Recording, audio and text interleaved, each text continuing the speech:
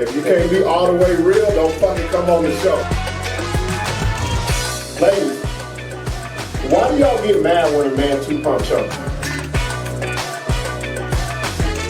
So you endured the ghost thing and all of that? It was right after the Pitbull concert. It was like the perfect thing. I was ready. He said after the Pitbull concert. We are back on the BS show. This your boy Buck D. And this is Sixx. How y'all doing out there this evening? Man. Sixx. What? Bro, it's been a long weekend, bro. It's been a long 2 weeks. Bro, with everything that's going on, and I'm having people telling me, bro, you look tired. I'm like, I just need a haircut. That's it, bro. That's my this is my normal look. This is my last. No, I got one more show. One more show before I get a haircut. Shout out to Showtime Barbershop. He gonna hook me up, man. So by this time next week, I'll be right. He's getting you in, huh? Yeah, Finally. I look a mess, bro. That schedule. I got the catfish whiskers on my side, bro. I had to do some bullshit shaving myself because this shit was just out of control. I'm over there. It was bad. It was bad. So hey, everybody that's watching us, man, make sure y'all share this, man. Make sure you share it. Let everybody know about the BS show. Oh man, I tell you that. What is it going on our 4th week? Is it? I think. Is it a month already? Yeah. Well, the first 2 weeks was our bullshit episodes. Yeah. The dungeon episodes. I gotta make sure everybody see my shirt. This the type of energy I'm bringing today. Don't let your president get your ass whooped. That's the type of shit I'm on. There you go. I love the people's faces when they see me walking around in this. With because they glance twice. Some people want to say something, but then they're like, he's big and he's black. I'm not finna fuck with him. I'm a double loss. Especially right now, it's a double loss. I'm not gonna say nothing about my president. I'm just gonna let the shirt say it. I'm not gonna get my ass whooped, man. Everybody on the live, man. What's up? What's happening, y'all? Check it out. Hey, what's up? Call-ins today. Yeah, we're gonna do call-ins. Y'all see the number up there, 505-582-5166. Don't be afraid. Hey, what's up, Myron? He out there in Dallas, Texas, man. Oh, okay. My homie up, Myron Young. Hey, you doing, Miss Janet? That's my that's not my biological mom, but she calls me son, so I call her mom. That's Erica Smith's mom. Oh, man. okay. I'm just making sure, just doing the roll call, man. I want to get into something. We talked about something because the hot button issue right now is racism and everything that's still going on, as it should. This shit should never stop. There's been some what we call in the black community coons, bro. Oh, it's been some coons it's some coons, bro. We were just talking about this. Yes, we were, and we don't even put the rack on there. You just a coon. We don't want to give you 2 syllables. We just want to just call you the coon. So the two coons of the what's the week. Man, I can't. I'm just gonna call them the coons of the COVID. That's what I'm gonna call them, the COVID coons. Terry Crews, man. He came out. Yeah. Anybody who knows Terry Crews? Yeah. Man, look, the only white guy in here says said, he loves damn. He said that like, no, not Terry. Well, the first thing you think when you think Terry Crews, you think Friday. Yeah. Out of jail. You know what I mean? The buff dude. Okay, that's your perception of him right away. Right. That's what everybody sees. And then his role in White Girls is what he really is. That's not even acting. That shit was like to the T. Who is this Caucasoid queen? Yeah, he starts. Shit. No, so the reason why I bring him up is the shit that he said, man. He's talking about how if he says black people we're no better than white people if we just make it all about black people. What the fuck? First of all, that'll make no sense. Man, I think, look, bro, these steroids is fucking people's heads up, man. Like, no way. No, I don't understand him. You got Candace, what's her name? Candace Owens. Owens, yeah. And this is what's happening, man. Racist people are shoving these COVID coons in our faces and say, why can't you be like them? They're good. Why don't you think like them? You know how many people have inboxed me? What's her name? Candace Owens. They have been shoving her down my throat, and this is how they tiptoe about it. Though they go, look, I don't want to argue anything, but what do you think about this? No, not even that. They say, I think she's making some valid points. If you don't shut your motherfucking ass up, I don't want to hear that shit. Right. That's a COVID coon. We don't fuck with COVID coons. We have that in the Mexican. We're talking about the Mexican race too. That's what I was going to ask you. So my question to you. And anybody that's listening, do y'all call them chupacabras or just cabras or what? Like the shorts. See, we don't say raccoon, we call them coons, so y'all just call them cabras. Like who in the Mexican Hispanic community are you like, bro, you look like a coconut? Like that's what I've heard before, a coconut. Yeah, like you're brown on the outside, white on the inside. There was quite. I think the biggest figure that started off when we were talking that came to mind was Cheech. Man, I'm finna pull a Larry right now. Cheech, man. So when it came out, Cheech and Chong, he was all about the smoking, you know what I mean, the funniness, right. In the 70s, that was like the only really actor I could think besides we talked about Eric Estrada, Mr. Chips. Hey, Chips, Officer Poncherelli. There you go. All the hoes, but bro. You know what I mean. So on the real.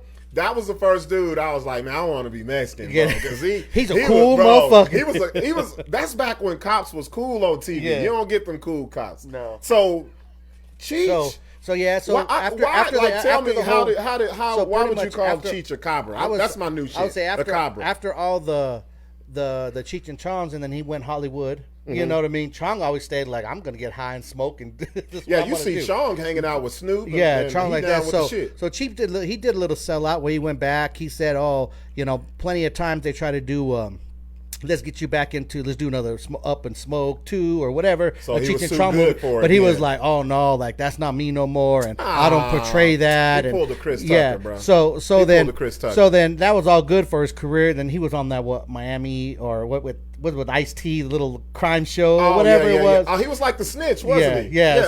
Okay. So then all of a sudden, when time goes rough and he needs money, we just go back and do the Cheech and Chong. He said, "Where's my weed? I need the money." Yeah, the casino, and now you don't look at him the same. He's like, "You're not the same Cheech." From I didn't know that. I thought. See, when I think of Cheech and Chong, I'm like, they cool to the motherfucker. Now we got a cabra, man. I can't fuck with Cheech, bro. Yeah. I think that's the lowest shit you can do, as when you get pushed out there in front of your people and say, look, this is how you're supposed to act, and it's some foul shit. Oh yeah, it is. I mean, what's his name? We talked about Terry Crews before. He already had done some foul shit. Yeah, he pulled that shit with the touching my genital in there. Man, first of all, that's when I knew he wasn't black. Black dudes call our shit dick or meat. That's it. It ain't no genital. My genital. No, you know when a motherfucker. Let me tell you when you got your coon on your hand. Genitalia. They'll put the ya on the end of it. Genitalia. What the fuck is a genitalia? Man, I ain't had no genitalia. I got a dick or some meat. That's what I got. That's all we got. So when he said the big mogul, him and his wife was at the party and the mogul touched his meat. Yeah. And he ain't do shit. And talked about he got sexually assaulted. Yeah, and he wants to bring it up 10 years Yeah, later. man, if you don't get your big buff ass on somewhere, like I don't understand that. I didn't know if you guys had that in your community as well. Do you have another one, bro? Because that's sad. We got represented on we got Coons represented on the male side, the female side. We got these two brothers that everybody's on their YouTube. Yeah, they talking. exactly. They had the two old bitches that was talking about Trump's making America great again, and he had them bitches going to every fucking state talking. And now I don't know what happened, but I guess he fired them. Whatever. Coons are they always work for temp agencies. They don't have nothing that's like solid. Like who else besides Chiefs, man, bro? right off the bat, man, I know I've seen some cross over there. I can't even think some right off the bat. Yeah, I'm trying to think. I see. I don't think it's as prevalent with any other race but ours, bro. Yeah. We always want to be accepted at jucking and shucking and jiving bullshit. Especially if you get some money in your pocket. Mexicans are just happy. If we get famous, man, we keep our mouths shut and just going with the road, dog. We happy to be where we at. We rather be watering the lawn than cutting it out there. You know, it's our shit.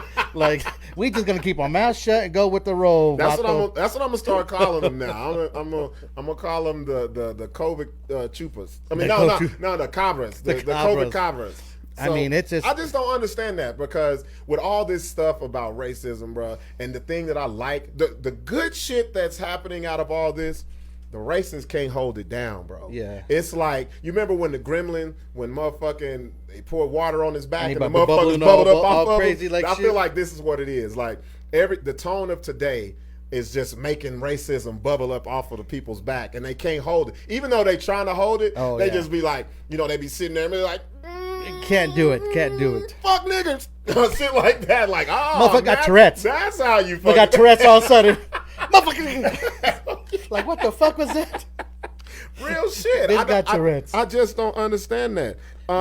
Shout out to, man, I'm gonna make sure that I shout you guys out if we read you on the live feed. Also, remember, give us a call, man. We love to have people's point of view. And opinion and what you think about it. 505-582 5166. I've been trying, bro. I've been trying for the whole fucking week. It's so many racist people, bro. Oh, it's really coming out on some. I'm like Sixx. I'm trying to get these motherfuckers to come on the show, but nobody. And it's not. I'm not gonna say nobody takes the bait. I just want to sit right next to a motherfucker and talk that shit that you talking right here. Exactly. I'm not gonna get hostile. Or I'll just make you feel stupid. Like tell us a valid, if you have one, your really thoughts and your opinion. Like, where's this coming from? Like, what do you think? They never. That's what I'm saying. They never really have a valid, something that makes sense. It's always regurgitated bullshit. Yeah. And the craziness is, what I'm seeing, it's from other fucking minorities. Oh, like, what the? I had a dude in a full blown tall T Raider motherfucking shirt. Talking shit. I'm like, bro, what you think gonna happen to you? You know what's so crazy? We're in the same fucking boat. You know what's so crazy is, so you see half the people are in their profiles, they're the ones wearing all the Dallas shit or Raiders. They have the Jordan shirts on. So this takes me back to the Spike Lee Do the Right Thing movie. Sal, the dudes at the pizza parlor can't stand none of the black people, but who's your favorite players? Bruh, who's your favorite everybody? Love all the celebrities of it. But then he tried to say, what? They ain't the same. They're not the same. That's something different. Yeah. So that's what that shit reminds me of. Motherfuckers be, they be cheering them on. Yeah. But they just can't go past that. Well, because you got to look at it. If you're doing something to make them feel good, it's the whole fucking step and fetch and tap dancing and all this bug eye and all this other bullshit. Yeah. Anybody that's watching, y'all, look at us. We are serious. If you are racist, if you think black people, I had the dude tell me black people are the biggest racists of 2020. I wanted to be like, well, shit, whose crown did we take? Who was 2019? Who was the racist champ of 2019? Yeah, where them fucking Guatemalans, goddamn it. We took over the Guatemalans. I don't know one Guatemalan, fuck them all. 2018, who was the racism champ? Like, are we keeping a census on what race was most? See, that's the type of shit. When you say that, I want you to sit right in my face and sit in our face and sit in you guys' face. And let it be known or say. It's always one thing to sit there and be on your phone and type. You cold as fuck like this. Oh yeah. But I feel like if you really thought you that got way, all the game behind the text, bro. If you really thought that way, if that was your mindset, you should be able to say speak that on it and stand on your word, bro. That's how I know it's all feeble and fragile. And not only that, today I wanted to save this too, but it passed by my timeline so fast. So What's up? I think June 27th, I saw this. These guys talk about protesting for ICE. That's going to be down right. south. Yeah. And it was pretty cool because the Mexican dude that put it up there had a great. I mean, I can't remember exactly how he worded it, but he had put for everybody that's talking shit through this whole time. Here's your chance.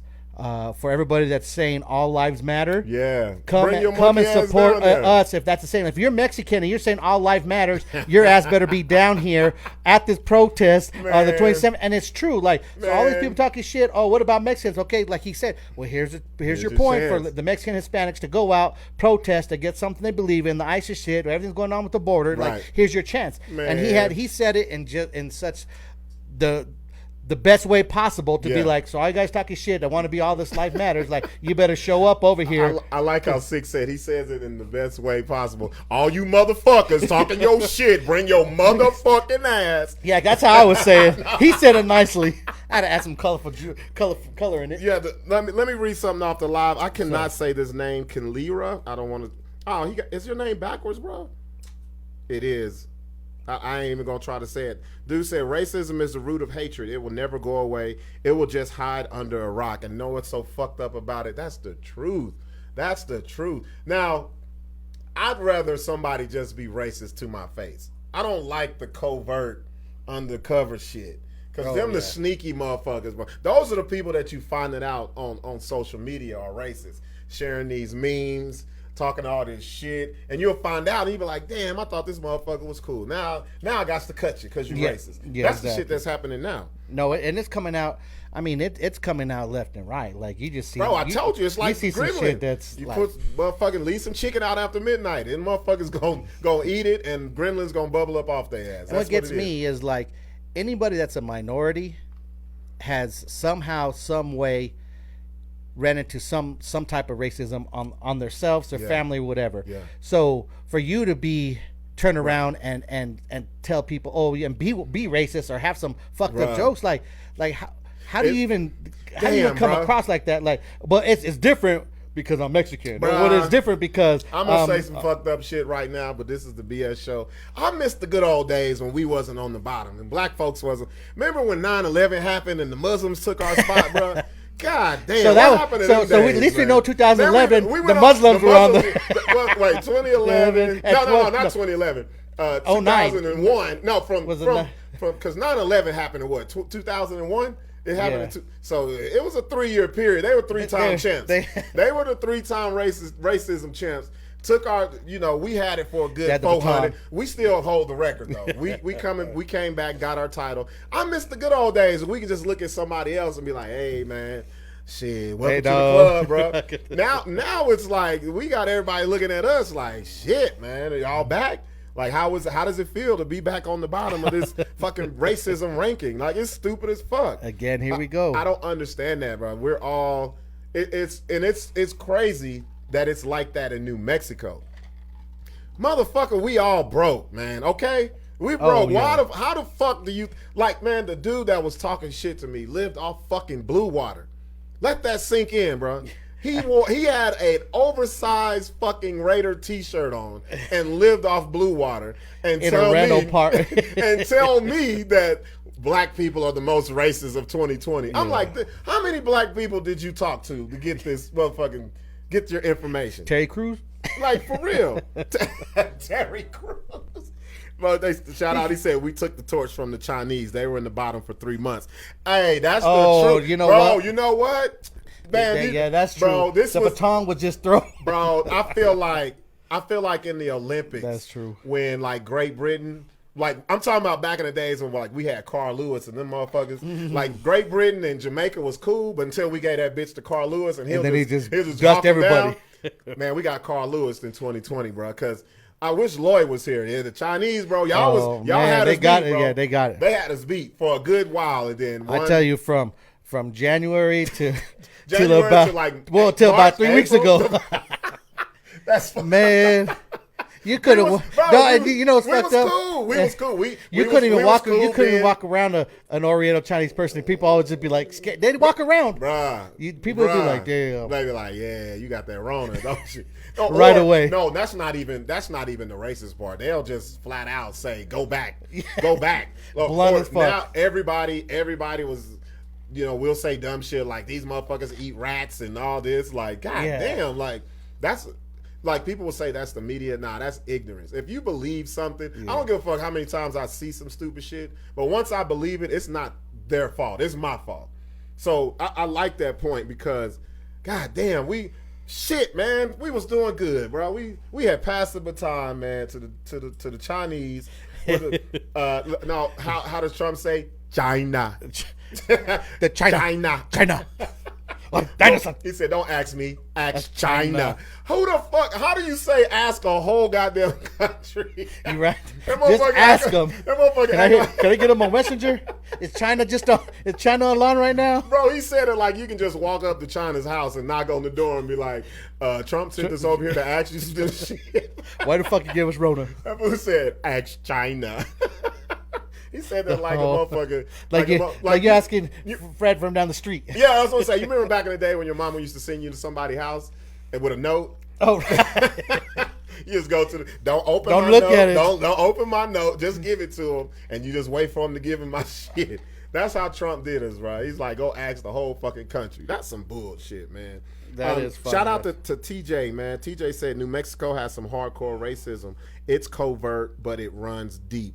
Man, and I didn't, you know what? I ain't know it was like that until, that's why I love this shit, man. Let your hate out. Shout out to man, I don't know if you saw this shit today. Sixx, I laughed. Now, you know me. I love to laugh. Bro, when I say I laughed for 3 hours straight today, so I had, I work from home and I got my screen set up. Screens up. Shout out to my boy Eric Parker, EP, man. He's up in Jersey. EP inboxed some shit, man. And it was a Twitter feed. Oh, about getting knocked out? Getting their ass wazazaz. But you know what's funny? Because it was racist of everybody. Like, it wasn't just black. That's the big. That shit was funny. I watched that shit too, the Twitter feed. I watched that shit. I had to rewind it. And tell me you didn't. Bro, okay, so this has been a. And then people get surprised. Like, and they're like surprised they got hit. Like, man, come on. There was this one lady. That shit was funny. The one lady was in the store, bro. This is how. Is it the one that's all fucked up? This is what I say. This is why I say you can't hide racism. Racism has to come out at some point. It's just like anything. If you tell a lie, if you get angry, you'll tell the truth. Like if a motherfucker if you always thought a motherfucker was ugly and she pissed you off, you're like, God damn, you ugly bitch. That's the first thing that you go say. The anger. The anger will let all the gates open. The chick was in a Boost Mobile store, bro. And it was 2 black women. She was talking shit to one black woman. Her friend was holding her back. She said, "Man, let the bitch make it. Let's just go." And so they got some distance in between her, and it just bumped. You could see the 2 words, black bitches, coming up through her fucking chest. And it got to her throat, and she said, "You black bitches." And by the time the S came out, it was like Sparta 300 on her. I'm talking about, bro. And you know what I laughed about those videos too is, everybody, hey, we got a call coming in. We do? Who we got? Let's see, man. I'm going to post that shit every day. Y'all tell everybody watch that shit. Thanks for calling the BS show. Who we got? Hey, what up, Buck? This your boy Pharaoh, man. What's going on, bro? I can't call it, man. United States Navy. That's why I ain't hit your radio station in a minute. But I just wanted to chime in on that topic because me and you be kind of outspoken about it. Go ahead, say it bro. like this. I say it like this. In my experience, and like I said, I'm in the Navy and all that shit. Mm-hmm. Racism, people think you can't hide it for the simple fact the most racist people would try to deviate why they not racist. Oh my God, that's their whole conversation, bro. Yeah, because I be hearing, like, even when I wrote some shit, I was like, in my lifetime, being from the South, I experienced more racism from Latinos more than I did white folks. It just, quite frankly, that's just what it is. And well, you know, wait, before Pharaoh, before you go any further, Yeah. you know why that is? I'm gonna tell you why that is. White people done got fucked up, so they're like, you know what? We ain't finna be so out there with our shit. They'll go home and talk and call you all type of nigga and all this other shit. They ain't doing it back like they did back in the day. But go ahead. Exactly, and you get this saying, "Oh, I'm not racist. I got a black husband. I'm not racist. I got black kids." I was like, you can have those and still be racist. I was like, hell, I like Trump still hiring Mexicans. Shit, I was like, affirmative action. People think, you know, affirmative action. People only think that shit is only at the job, man. Yeah. I was like, man, people, the what's the first to destroy anything? And like I said, just me being a military man now, the first to destroy anything is infiltrate, devise, then attack. I was like, hell, man, hold on. As a Marine, they ain't teach you that shit in the Navy, man. I'm fucking with you, bro. Yeah, but I'm saying, I'm just saying though, you know, most people like, oh, I got a black friend, I got a I was like, when you got to count, when you keep inventory on your, I got one, I got this one. No, I got a half of one. Pharaoh, I gotta ask you this. I'm glad you called because you're in the military. First of all, I want to say something that you were touching on. I got kids, but I hate them motherfuckers. I don't hate my kids. I just hate kids. See what I'm saying? You can have something and hate what the fuck that it is. Like, I love my children, but I don't know about yours now. I'll hug mine, but yours got to get the fuck on. That's how it is when it comes to these racism. So I got to ask you though, being in the military, I'm glad you fucking called, bro, because I was doing this show with the state auditor. Was that last week? Brian S. Cologne. And we were talking, and I let him know I was in the military, and I couldn't get raw how racist the fucking military is, bro. So we gonna do it on the BS show. Tell me a time where you were serving the fucking country and you experienced racism in the military, not by a civilian, by a motherfucker that then signed the same goddamn contract that you have. Oh man, and honestly, I got a few, but I'm gonna tell you one. And what I mean, it's one situation, but it came with two different types. All right. So in the Navy, man, my chief was white. My petty officer was white. Yeah. But the senior chief, he was Hispanic. Right. Everybody else, you know, the petty, you know, E4s and shit. So we on the ship. I'm on the USS Kearsarge, Norfolk, Virginia. You know, what it was, these motherfuckers here, like, I noticed how they would treat, like, I'm be honest, all the black folks, and the Africans were racist as fuck too. I don't know what's up with them. Bro, I went to Africa. That's what I don't know what's up with them. Bro, when I went to Eritrea, I found out motherfuckers did not like us. The women pulled us to the side. They loved us, but the dudes looked at us. They called us Yanks, man. They called us Yanks, short for Yankees. But go ahead. Yeah, and even when I was at RTC, so we over here, everybody's doing a pistol ball. Everybody's going to qualify for marksman, sharpshooter, expert. So one thing I noticed, they were like, well, like, who can, you know, like, who know how to shoot, you know, who from Texas, you know, they giving us the rundown and shit. Like, so all the black folks, you know, we line up in the line, you know, but my division is mixed and shit. I noticed the white instructor, the first thing he goes to is, when he says you don't point the gun sideways like you're shooting in the hood. Bro, that's what I'm like, why the fuck? Bro, why the fuck you just assume that we shoot like that? Right. Because he saw so many movies. Bro. He saw Boys in the Hood 32 times. Yeah. Don't be a menace by drinking my juice in the hood.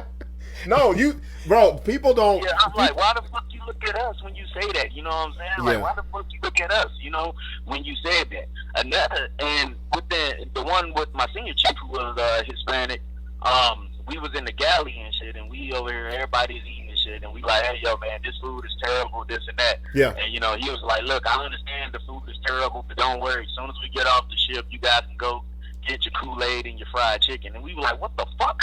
Like, and then he was like, then they immediately, this is what fucked me up the most. The person that was running it, immediately on the fruit bar, they brought out watermelon. Thinking, I was like, all black people don't like watermelon, man. Man, you know what I would have done? Like that. No, real shit. You know how that's fucked up because us Mexicans, you ever been to like the paletero bars and all the Michoacanas? Yeah. Dude, we got more watermelon Y'all and we got got every more melon. shit than I'm gonna tell you. So Mexicans just say any Mexican to be like, oh, watermelon, like they fuck it up because they're going right home with the chili powder and we're putting it in our cup. We got the melon, we got the melons. Come on, dog. Like you know what's so fucked up, Pharaoh? I got watermelon in my fridge right now with some hot sauce. Now, after I would have ate every piece of watermelon down to the rind, I would have told them how racist that shit was. Because I ain't going to let you just racist me out of eating watermelon. That shit is fucking delicious. You got me. We'll talk about it after. Hell yeah. After I spit these seeds out, I'm going to get on your ass. But, hey, Pharaoh. Go ahead. No, I just wanted to say, man, I was like, the military could be fucking racist, but I just tell people this. I was like, because that's their scapegoat now. I got to black this, I got to black that, I got to black this. I was like, at one point, they didn't even like rap. I was like, when they realized they can make some money off of it. Now you speaking facts. Went inside Easy eating them. They didn't like them, but they signed them because they make money off of them. Right. I was like, hell, if I wanted to destroy somebody, I'll act like I like them too. Yeah, you got to infiltrate. Like you said, you got to infiltrate it. Yeah, that's what people don't understand. I got a black husband. Yeah, of course, that's the only way to destroy you. How you destroy someone, you get to know how they people act.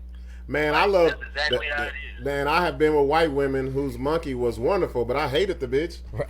that don't mean I love. I just love your monkey. Hell, that's the same. Nothing else about you. And here's one more thing. Go ahead. In New Mexico, that's their scapegoat though. Oh, I got black kids. I got black. I like you. Still be fucking racist, man. Man, they give you when you cross the border on any New Mexico border, they give you a mixed kid, bro. That's just like something they give you. It's like you can have get a mixed kid before you can register to vote, or if you go register to vote, they'll give you a mixed kid. That's the shit. This state is crazy. That's like the new like little Chihuahua or some shit. Here you go. Like that's the new little pet. But hey, Pharaoh, thanks for calling, bro. Do Appreciate us a favor, you, brother. Let everybody know about the BS show, bro. Hey, you sure will. Hey, Buck, when I touch down, we're gonna come see you though. Yeah, for sure. Come through, man. Matter of fact, come get on the goddamn show with us. All right, for sure. All right. Cool. I'm glad he called, bro. Whoever called while he was on the line, call us back. You know I'll call back. Come on. We got the start. We got the what is that? Star 69 your Star 69 your ass right on back. But real quick, I do got to give a shout out for there's so many good things or good people out there that are doing good things for this stuff. You know what I mean? Yeah. I know we've talked about all the bad, but for everybody that's actually been supportive and helped from Hispanics to the whites to Asians to whatever. Yeah. So even though we're talking about the bad part, there is so many of the good out there. Here's another thing: we can't lump everybody together really because when they lump us together, we get pissed. So because I've seen a lot of people say, "Well, yeah, these Mexicans," or that's like everybody say, "Oh, these black people." Only thing that's okay. Look, I ain't gonna lie. We love watermelon. Don't get that twisted. I say this. Wait. Look. Let's tell the truth. Some shit ain't racist. All right. Stereotypes. Some of that shit is true. Y'all like horns and shit. We like motherfucking watermelon. We love chicken. It'd be like they're telling us, "Oh, go eat a bean burrito." Fuck yeah. Hell yeah. You ain't gotta tell me that. I'm taking offense to that. Go eat some tacos. Fuck, I'm gonna eat them because I know you're gonna go home and eat them too. It's Taco Tuesday, bitch. What you talking shit for? Shit, it's Taco Tuesday. Shit, bitch, bring that. In fact, bring me all that shit. Hey, what do you call? I was tripping how you said melon, bro. Say that again. Melon. Woo! It sounds like your melon got lace panties on it or something. I was that shit, melon. That's like melon sound like it got extra juices. Like you, like that shit secrete in your mouth when you eat it. God damn. You gotta tell the girl that'd be like, man, mama, why don't you bring me some melon over here? Next thing I'm gonna go to the what do you call the meat market? What do you call it? What is it? Mesquite? Oh, the Mesquite. I'm gonna go there and be like, I'm gonna blow their mind, and I'm gonna be like, I want some watermelon. I'm gonna bust their ass with that shit. I'm gonna put the water on the book.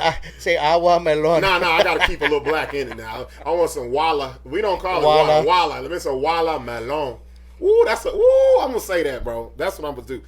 Shout out to Jared. Jared Beater said, I am pro-black. Jared, give us a call and tell us why you pro-black, bro. Give us a call, 585-582-5166. I had a joke, but I don't want to mess it up because he might call us. Jared, give us a call and let us know why you pro-black. Yes, Jared is a white guy. Jared Beater. Give us a call and let us know why you pro-black. I got to hear this shit. We can call us. If we call him back, who called us? Yep, star All right, 69. let's see. Star 69. I didn't even know they still had that Dude, shit. I don't know. My phone, dude. It's that Boost Mobile shit. Hello? Hello, hey, you on the BS show with Buck and Sixx? Yo. What's happening? Who's this? This Jersey. We live? What's up, Jersey? What's cracking? What's happening, man? What's up, bro? I saw How you. y'all doing? Let me. Before you talk, I'm gonna read you what you put in the live feed. Jersey said the thing that bothers me is that it take for a large group of white Americans to convince the racists that they're doing too much. I truly feel the letter to Birmingham jail by MLK should be required reading. Man, go ahead and talk about that, bro. Why do you feel that way? I mean, to keep it 100, man, like, we go through a lot in these times, and I mean, there's a lot going on, a lot of distractions and all. But the biggest concern I have is that there are so many people who just don't care and are oblivious to what's happening to everybody. Right. Yeah. And the fact, because I mean, although we're going through a seriously dangerous situation right now, every color's been going through that since we got here. Mm-hmm. And the truth of it is the people in the position of power are not recognizing it or even acknowledging it as a serious problem. Exactly. Because they don't So need for to. me, They feel they don't need to. I don't think it was set up for them to need to. Real shit. I think that Real our shit. structure was established to control. Right. So with that being said, there's no reason for them to acknowledge the trials and tribulations of the people that they care the least about. Because regardless, you know what they do? You know what a part of the agenda is? The shit that we're talking about. If all the minorities got together, we would be the majority. But the part of the plan is to keep motherfuckers separated. Oh no, yeah, they to keep would. you going at each other while they sit back and chill. They all got together. well, I mean, personally, I feel like even with all of us getting together, we still don't have enough control. I mean, these positions in offices and I mean, like financial stability, things that take the power away from the people who are controlling this country by using influence and finance and law enforcement. Right. You know what I mean? We have to elect ourselves into those positions to take the power away from. I feel. You know what I mean? You know what's the hardest thing you know what's the hardest thing about that? We got to look at the imagery, bro. The imagery of our history is not us.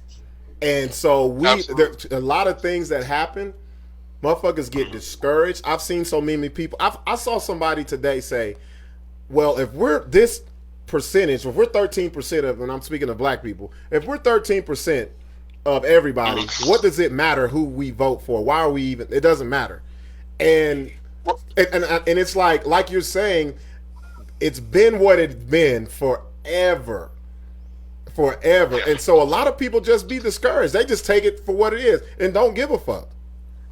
Well, I mean, the fact of it is even if there was 100 people running this country, so turn it around is to take the power away from those people. You know what I mean? And the only way we can do that is to elect ourselves into those positions. We have to remove the finance, remove that power, because they're controlling us by very simple means. Right. You know what I mean? You know, influencing us to influencing us to think about the negatives more so. You know, I'm basically promoting negative behavior. Right. All in all, the worst thing that we can do as a people is, you know, target any one group so that the people who don't have the same views as the people are no longer in office. They're not in there. Right. You know what I mean? But we have to educate ourselves on how this process works, what bills and laws are being passed, because there are a ton of Americans that have no clue who we voting for, what we're voting for. Yes. All they know is they know who they don't like. Yes. You know what I mean? But we need to spend more time focusing on, you know, educating ourselves and putting ourselves in the position to where we can protect ourselves. You know what I mean? It takes a lot of effort, but if it's really something that any of us are passionate about, that I feel would be the route we should take. Jersey, bro, this is one of the best fucking calls we've ever had. He spoke on that right there. Thank you, bro. Hey, man, do us a favor, bro. Let everybody know about the Buck Buck D. The BS show. I was gonna say Buck D and Sixx show. The BS show. But you already know. Hey, appreciate it, man. Hey, whenever you feel like giving us a call, we on there. Please do, because we need more callers like this. Drop that knowledge, bro. You were speaking facts. Thank you, brother. You know what I mean? Thank y'all for having me. You have a good night, my brother. Blessings to both of y'all. You too. For sure. Man, he was. That's what I'm talking about. Yeah, me thinking hard. But you know what? This is the reason why I love what we got going, because there's so many outlets. I said this the other day when I was on Brian Cologne's show, The State Auditor. I was like, there are not a lot of places where regular people can fucking speak out and say their opinion. And people think if you don't have a title in front of your name, wow, we're not gonna listen. This motherfucker called in and said, "This is Jersey." Yeah. You would have never thought somebody. So okay, I know Jersey, and you know I know the mental what he brings. Yeah. It's a motherfucker that's probably heard Jersey, and then when he spit that shit, yeah, a nickname right away, they just categorize the name. Oh, real shit. And I think we need, and I want to say this though, and I want to thank Larry and Stu for jumping in this shit with us. This is needed, bro. Like we need to have this type of platform to definitely. Just regularly. You ain't gotta be. Look, we don't care if you educated. As long as we can understand what the fuck you're talking about, give us a call. Me and Buck, we have about a 10th grade. Look, if you put I got the 7th grade, he got the 3rd. If you put them together, no, I'm fucking with you. But no, that's the type of shit that's needed, bro. Because I always say this: regular old people don't have the outlet. Now a lot of people say, well, anybody can start a podcast. There's a difference between having an outlet and having an outlet people pay fucking attention to. Exactly. See what I'm saying? So, you know, a lot of regular old people don't get that opportunity. No, exactly. So you see, that motherfucker sounded like, man, if Jersey ran for president right the fuck now. Yeah, vote for him right now. What? Bro, I would set up, I would make sure everybody registered to go vote for Jersey. Yeah. I don't even need no other name. I don't want your real name. Vote for Jersey. For real. Not the state. The nigga. that should be his slogan. Not the state. Vote for Jersey, not the state. The nigga. That's what it should be. That was a good call. You know, I want to give a shout out quick. I know Sunday they had that little rally out here in Albuquerque downtown. Yeah. Unfortunately, I couldn't make it. I know you couldn't. You had your daughter and all that. Right. The people that put that together.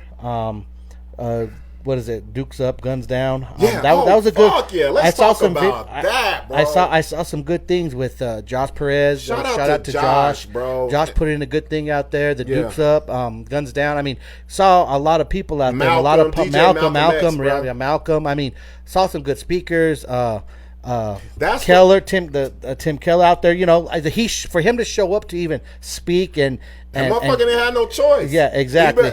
You better get your ass. But you know what's so crazy today? So why is it? I get a voicemail from Tim Keller today. No lie. I'm gonna play that shit. I'm like, who gave Tim my fucking number? Was it a recording or did he really call you?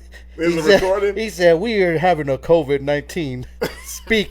I'm like, motherfucker, who gave Tim my number? I was gonna shit. I got a voicemail. Call on him back and bring his ass on That's the BS show. It was 505-208. I ain't even lying. I'm like, why? This motherfucker finna get a mayor's phone number out. Why you calling You should have gave it to Larry so he could have scrolled that bitch up the No, we're gonna play the voicemail, and I'm like, man, who else got a call from Tim Keller? Man, I thought I felt pretty special. I'm like, well, he calling me. He must need some melons. You should bring him on the. He must need some melons. Let's bring him on the BS show, and we ain't gonna talk politics. We gonna ask him. We're gonna get raw. Be like, do Albuquerque got the best groupies? Yeah.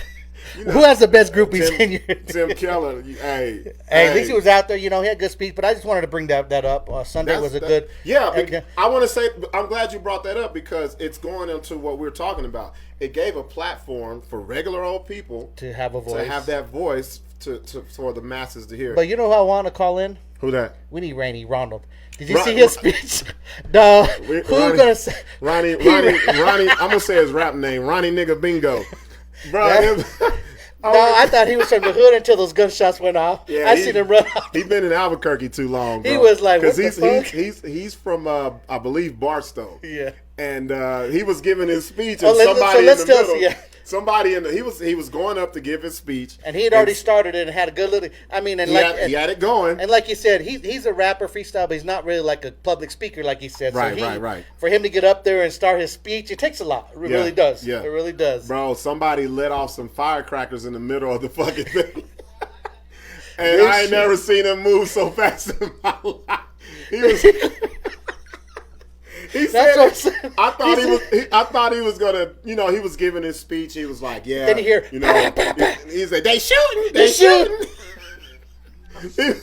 He's like, I ain't no snitch, but it's that motherfucker right there. You know, he's like, get that motherfucker. Yeah, there ain't no snitch, but it's that motherfucker right there. You know, we're gonna call him a messenger, I think. Well, we gotta call him, bro. Matter of fact, see if you can get him on the line, bro. That shit is fucking. No, I had to bring that shit up, dog. I saw that, and I was like, that's funny as fuck, bro. Man, he thought not only that, but everybody was ducking. He thought somebody was dumping out the depository or something, bro. We're gonna call Ronnie had some black cats, and he was like, "They shooting." Ronnie Bingo's gonna get this, bro. That's the funniest shit ever, though. Like, ain't no time to be hard, especially in these times. You never know. People are crazy, bro. People getting ran over in their cars. Motherfucker he ran over some people in Seattle, got out of his car with a gun and started shooting. Come to find out, he was the leader of the KKK, and I was like, God damn. Why is there so many KKKs? What the fuck? When did that shit happen? Remember the good old days when you just had one KKK and you just knew where their headquarters was at? Motherfucker, they got like 30 cells different. It's a KKK and they don't even like each other. How do you hate the KKK and you the KKK? That's a different type of hate right there. Like motherfuckers can't even get together and hate one group of people. I don't know. That's some hate that's made in a petri dish. Somebody in the scientific laboratory. He said the petri. Put that kind of hate together and sprinkled it on these people. How can you say when you look at another? You can look at another motherfucker and be like, "What's up? You in the KKK? Yeah, fuck you." Like how the fuck y'all can't get together and hate? That's some crazy shit, man. Can you get him on the line? Yeah. Oh, he's finna call Ronnie. Y'all. I gotta hear his. I haven't talked to him about this shit. I've just seen him on posts and shit. Yeah, that was the funniest shit. No, I mean, I can't. Because you don't have time. If you're speaking, any of us would have done that. Like I'd have done worse. What you talking about? And then you don't know which way to run. You don't know which way to run. Like I told you, if they not my kids, I don't like them. Couldn't have been no kid in front of me. Hey, call me what you want. I'm putting Mamba in my face. I'm not trying to get hit by nothing. These people are crazy nowadays, bro. He didn't know which way to run. No, he didn't know where to go. They were all out in the open. Where were they at? Civic Plaza? Yeah. They were in Civic Plaza. There is nowhere to hide. I want a video of everybody else. Like, I know Mayor Tim Kelly was up there. Everybody else. I'm sure everybody was dipping and ducking. Bruh, I would have took off. I wouldn't have finished my speech. Fuck that. You would have shown me some proof it was anything but a gun. It's some crazy people, bro. This shit right here is causing everybody, I'm not going to say to lose their mind, but they coming into their right mind. It's the shit who they really are. People are showing you who they really fucking are right now. We finna call Ronnie. Hello? What's up? Hey, what's up, Ronnie Sixx? What up? Ronnie, wait. Hey, Ronnie, hold up. Right. Hey, Ronnie, you on the BS show, man. You're live. Oh man! Hey, why you answer the phone like you thought we was the dude that was shooting at you during your during your speech? Nah, no lie, because I motherfucking I seen the name on it and I was like, oh shit, it's called. Bro, you gotta tell some shit. You gotta tell us the story, dog. Tell us the story. So real quick, we had to bring it up, and I was like, man, I can't miss this point. And then I was like, man, we're gonna call him. On this show, we'll call you. Shit, yeah, we're gonna call you. On you to call us. We'll call your ass. We got phones at work. So play us through it. What was going on in your mind, dog? I don't know, man. It was I went up there to go speak, and it's like the first time I'd never did anything like this ever. So, all I started talking and I heard is the boom, boom, boom, and I was like, shit, this is it. This is my time. You're like, why me? Why me? Wait. Before you go, Ronnie, the fucked up part was Ronnie said, "This is my first time speaking like this." You know how cold you got to be to get offed on your first speech, bro. Martin Luther King probably made I was like, damn, can I get a couple million under my belt? This my first one. You feel me? Like the one time I try to do something good, nigga gonna get shot. Like this is the time in America that we gotta live in. If Ronnie would have got shot, I think he would have said on the mic, I ain't even no motherfucking activist. What the fuck? Nigga, bullshit. Yeah, all the rules is out. Hey, this nigga LB was like, nah, they ain't really shooting. Go back. You go. You're like, fuck. I was gone, dog. I was out of there. Hey, dog. I was everybody else was frozen goods. Let me tell you what, though. If that had been like a mass shooting, they ought to have been the only nigga survive. I ought to have been the only nigga on or KRQUE talking about this shit. You know what's so crazy? I saw big dude, I forget his name, big man security over there. All these security people. Ain't no one trying to jump in front of you. Ain't no one trying to save you off the podium. See, Ronnie. Hey, the worst part is the police ain't do shit. Nigga, they're sitting there looking at me, the man. The police was shooting at you. What you mean? Shit, they had you on the live feed. They were like, we're going to see what's going to happen. Let's see how this plays out. Hey, Ronnie, so when you heard that shit, you got to tell us what you said, bro. This is the fucking funniest shit ever. Oh, yeah. So, you know what I'm saying? So, like I said, there was police there. So I felt kind of like self-conscious about pointing niggas out. So I had to clarify that, you know, hey, as long as you clarify, that nigga right there was doing so, you know, y'all niggas want to help a nigga out. That's cold as fuck when you proclaim you're not a snitch, and end it with snitching. Yeah, that's like a bitch. I ain't no hoe, but we fucking tonight. You know what I'm saying? No, this is like this. You know, with all due respect, I ain't no hoe. Respectful, but I ain't no racist, but.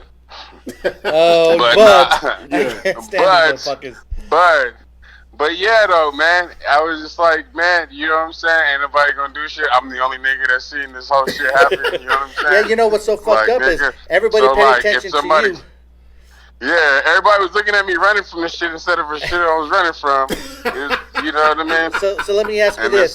This is America. You got a good look at the guy? Or whoever it was? I seen him afterwards, you know what I'm saying? Because he was the only nigga running besides me. You know what I'm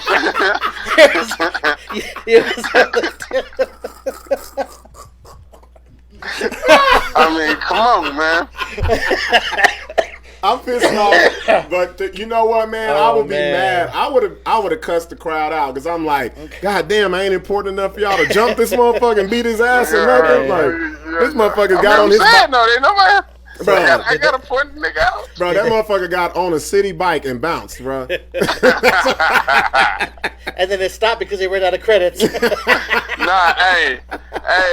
1 block away. Hey, you know what? I gotta point out this nigga Malcolm ran straight towards this nigga though with no discretion. Well, man, Malcolm is the biggest midget that I know, bro. One of our first shows was like, you don't fight a midget. Malcolm is a grown midget. This motherfucker is built like a Tonka fucking toy, bro. This motherfucker is. If he would have got shot, he would have. Bro, he didn't care. Yeah, he was finna bounce. Just would have been bounced off his titty meat, nigga. Bro, Malcolm is a light skinned Luke Cage, bro. He would have took all that shit, bro. He ran straight towards the nigga. He didn't even ask what happened. He was the first one that just ran through the motherfucking crowd like, nah, I ain't letting this ride. Like that, nigga. What just happened? Damn, we could have been thinking it a long time ago. Hell yeah, I didn't even know you was like that. Hey, it be them quiet ones, man. People see Malcolm, he be in church and just DJing. Malcolm will beat your motherfucking ass, man. Shit. So let me get, did they catch the dude, or they find out who it was, or they got away? Nah, Malcolm tracked this nigga down. He actually tracked him. Wait a minute. Hold the fuck up. Malcolm handled that situation. Yeah. Wait a minute. Malcolm was on stage with you. And that motherfucker, y'all was in Civic Plaza, and he ran all the way over there to get the motherfucker. That nigga caught that nigga. That nigga caught that nigga. Man, that's the. And then we need to make. He's Malcolm, the new Action Jackson. And then Malcolm mom came on stage and stood by me like one of the security. ladies from Wakanda. The mom, she was like Wakanda forever up in that shit, nigga. She was like one of them bald-headed chicks from Black Panther. And all the gangsters, nobody was there but Malcolm. Everybody ran off. Right, man. It was one of them, it was a real moment. Like I said, everybody would have been frozen goods, nigga. I would have been the only nigga telling you this story. No, I ain't gonna lie. Guarantee you. I ain't gonna lie. I was excited to watch your speech because I was like, oh, I'm gonna see what he has to say. His first public speech. I could see you were nervous up there a little bit, dog. You were like, man, I done freestyled and battled, but this is a little different. It is a little different. Speaking like that is different. And I mean, absolutely. You started off cool and calm. You look hella good up there, and I was like, oh fuck, I was rooting for you, bro. I was rooting. I was like, oh, Roddy Beal got it down. Like, I'm gonna have him come speak for me at my funeral. My eulogy. Nah, they're gonna be busting at your funeral too. They don't need to talk about that. They're gonna be there. And then I can't. And then like 3 minutes in, I'm like, oh shit. I so wish there was a rewind. I so wish there was a rewind on live because I was trying to rewind that shit. I was like, man, I can't wait to end. Go.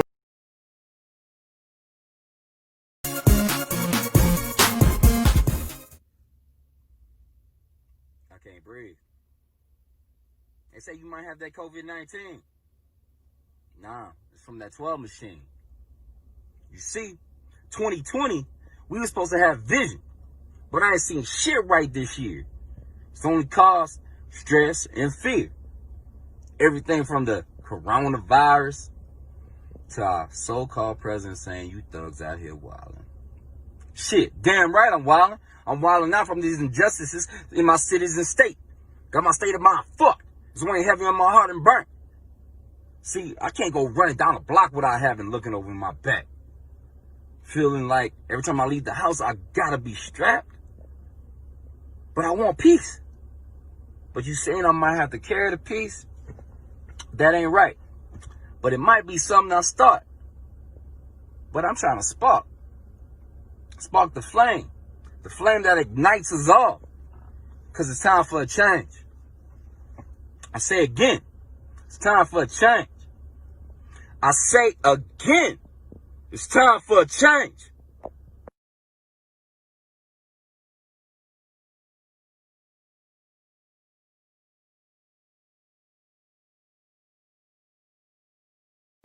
Okay, we're back. Before we say something about what you just saw, we lost a live feed for like maybe 20-30 seconds. But hey, like I told you, we got a whole team in here, bro. We don't stay down long. Let's get right into it. Shout out to Russ, man. Russ the homie. When we saw that, we said we needed to have that on the show.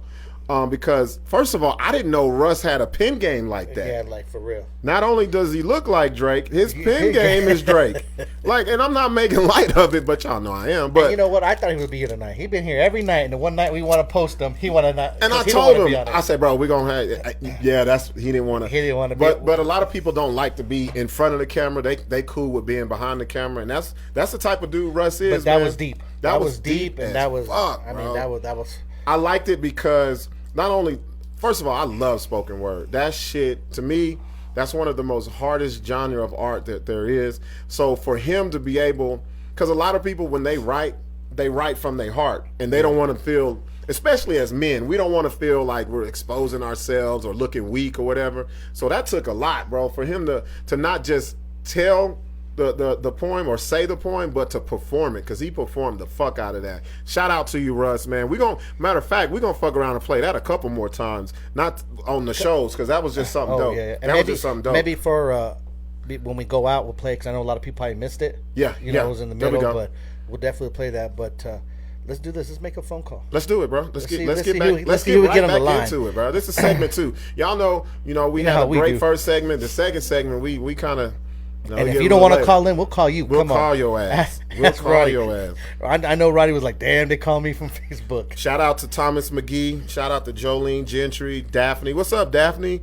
Casual One. What's up, TJ? Y'all, I'm just making sure we shout out everybody that's paying us any type of your attention tonight. Rashida. What's up, Rashida? PJ. What's up, Karen, Alaska?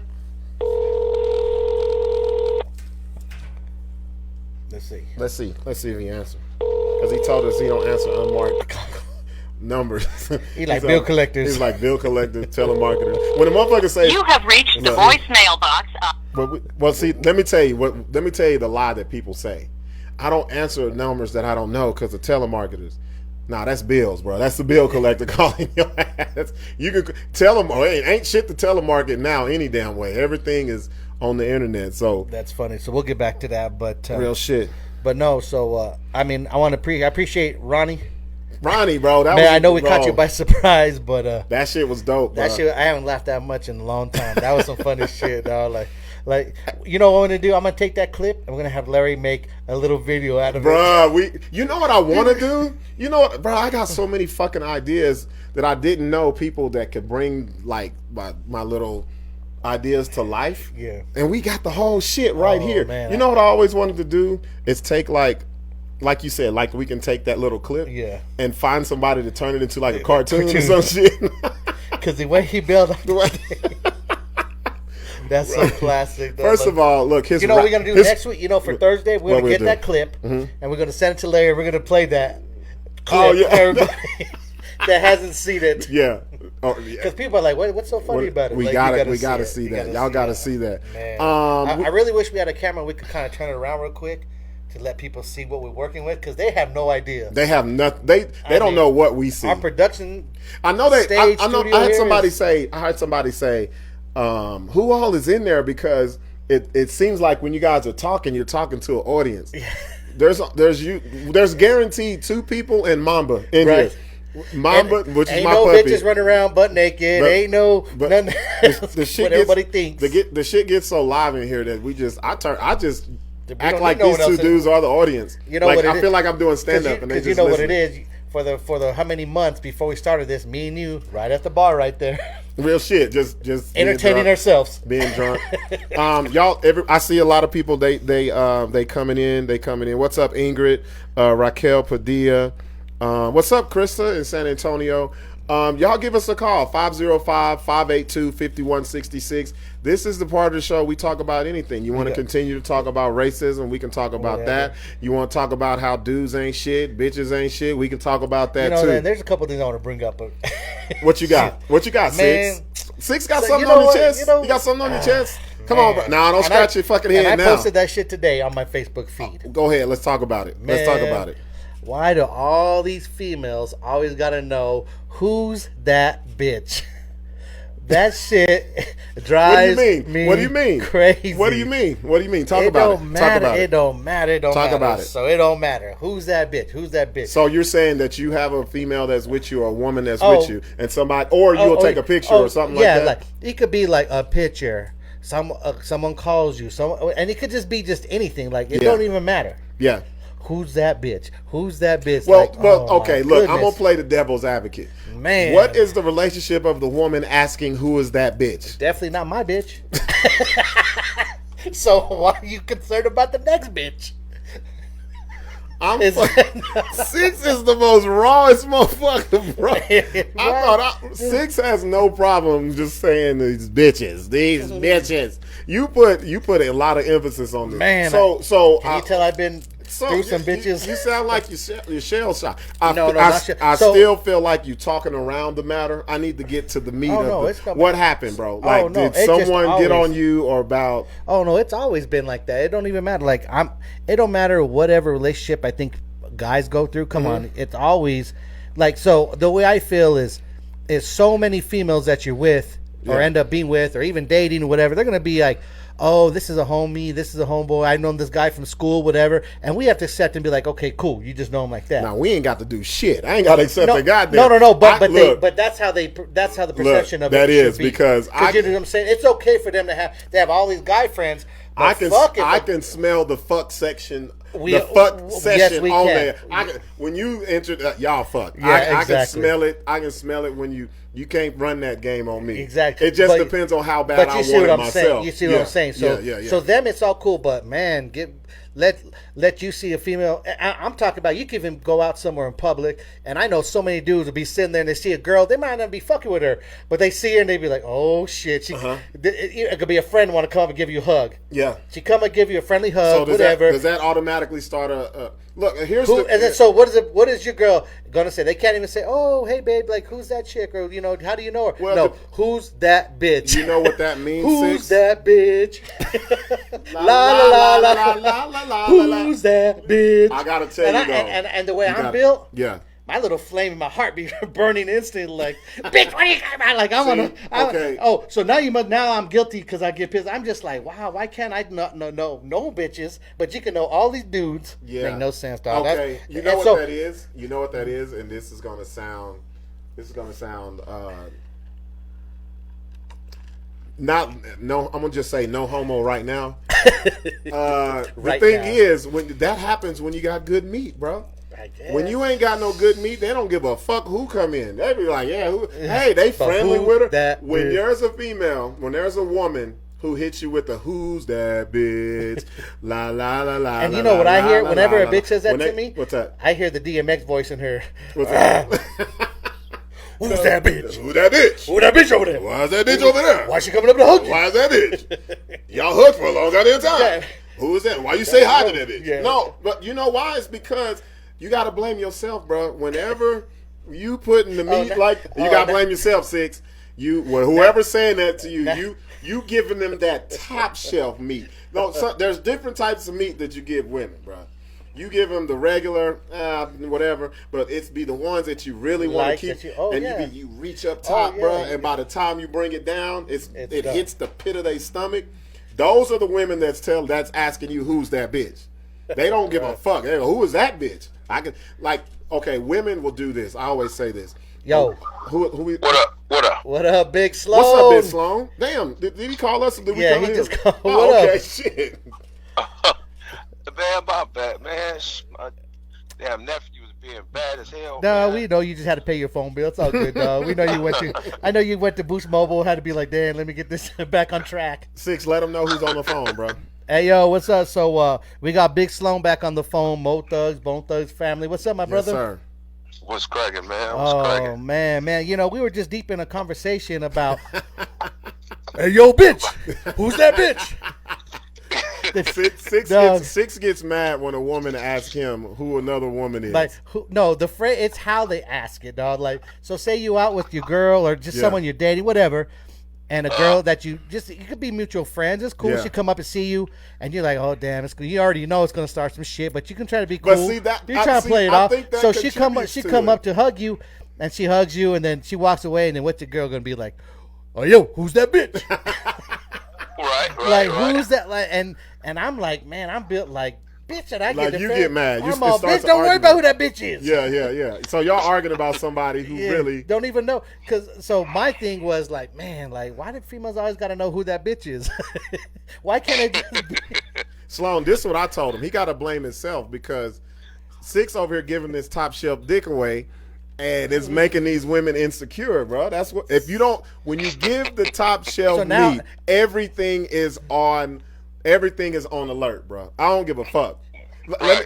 What you think about that, Sloan? What you think? Of course. I mean, if you, man, whenever you giving that up, whenever it's like that, or whenever you like that type of person, man, everything on alert, because they always think a nigga got a bunch of bitches anyway. Right. And then the cold thing, they always think that, for one. Even if they say they don't think that, they know in the back of their head they still thinking about it. But I'm gonna tell you this though. And then they always gonna ask you that. I mean, it's kind of like shit. Niggas gonna ask the same question. Look, I was gonna ask you. I've never said to a bitch. Okay, wait a minute. Who's that bitch? Sloan. Because shout out to Rashida where she says that's insecurity. Sloan, tell the truth. Would you fuck with a female that no motherfucking dude wanted? No. Thank you. And that's how they feel. I'll take it as a compliment. If a woman thinks I'm fucking everything, that lets me know that she knows I got good dick. But you're gonna that's what it is. Right. Everything is an enemy. She's territorial, bro. She's like a dog. She was like, fuck y'all. Who is this bitch? But I brought up earlier too. So it was like every chick gonna be out there and be like, you know, oh, that's just a homie. That's whatever. They got homies for days, and we just be like, okay, cool. Oh, yeah. Right. Like, but I've never seen a girl. I mean, I've never been out with Buck, and I've seen Buck with plenty of bitches that come up to hug other dudes, and I heard Buck be like, Hey, yo, bitch. No, hell no. Who's that dude? No, never. Right. No, shout out to PJ Smith. He said, Sixx be fucking like my neighbors used to fuck. Remember my neighbors, bro? Shit, I was your neighbor. Hey, Sloan, I had some neighbors, bro. This bitch used to get her back blown out, sounding like the Lobo howl every fucking morning. And I would be in there. I ain't gonna lie, my dick be hard than motherfucking my dick be harder than California gun laws, and I'm like, damn, bro, I need to let somebody know how this motherfucker getting the dick. So Sloan, bro. So we gonna switch it, bro, because the last time you called, man, you was wasn't he the first one that we called? Yeah. Have you seen our production since you called? Uh-uh. Bro, you look at us now, bro. Man. You tap into either one of our lives, you can see us now. We on we on a whole network, goddamn it. And I don't know what it's called. That's the BS network. This shit looks official. They got us looking good, and we sounding good and all that other shit. So now we got the new and improved shit. We got to bring it to you, Sloan. Oh yeah. So let me ask you a question, bro. Let me ask you a question, because we didn't really get into this shit. Who in the industry, in the years that you've been in it, have you worked with, and you'll be like, I ain't never working with this motherfucker no more? I know you got a scroll of that shit, but give us your top. Give me the top one that you work with, and you're like, man, this is some bullshit. I can't do this, bro. I mean, because the cold shit is like, a long time ago, like it was like, but we cool now. Like, I mean, it wasn't no. Go ahead. He's trying to justify. Let it out, bro. No. Cool now. I'm just saying, like, because it's been years. Yeah. But it wasn't that like it was directly with me. It was just like we was on tour, and like I just didn't want to. Like, I think it was crazy because me and Mac 10, I think Sixx know this, but it was that. Wait, no. Why gotta be dropping every story? Let him tell the story.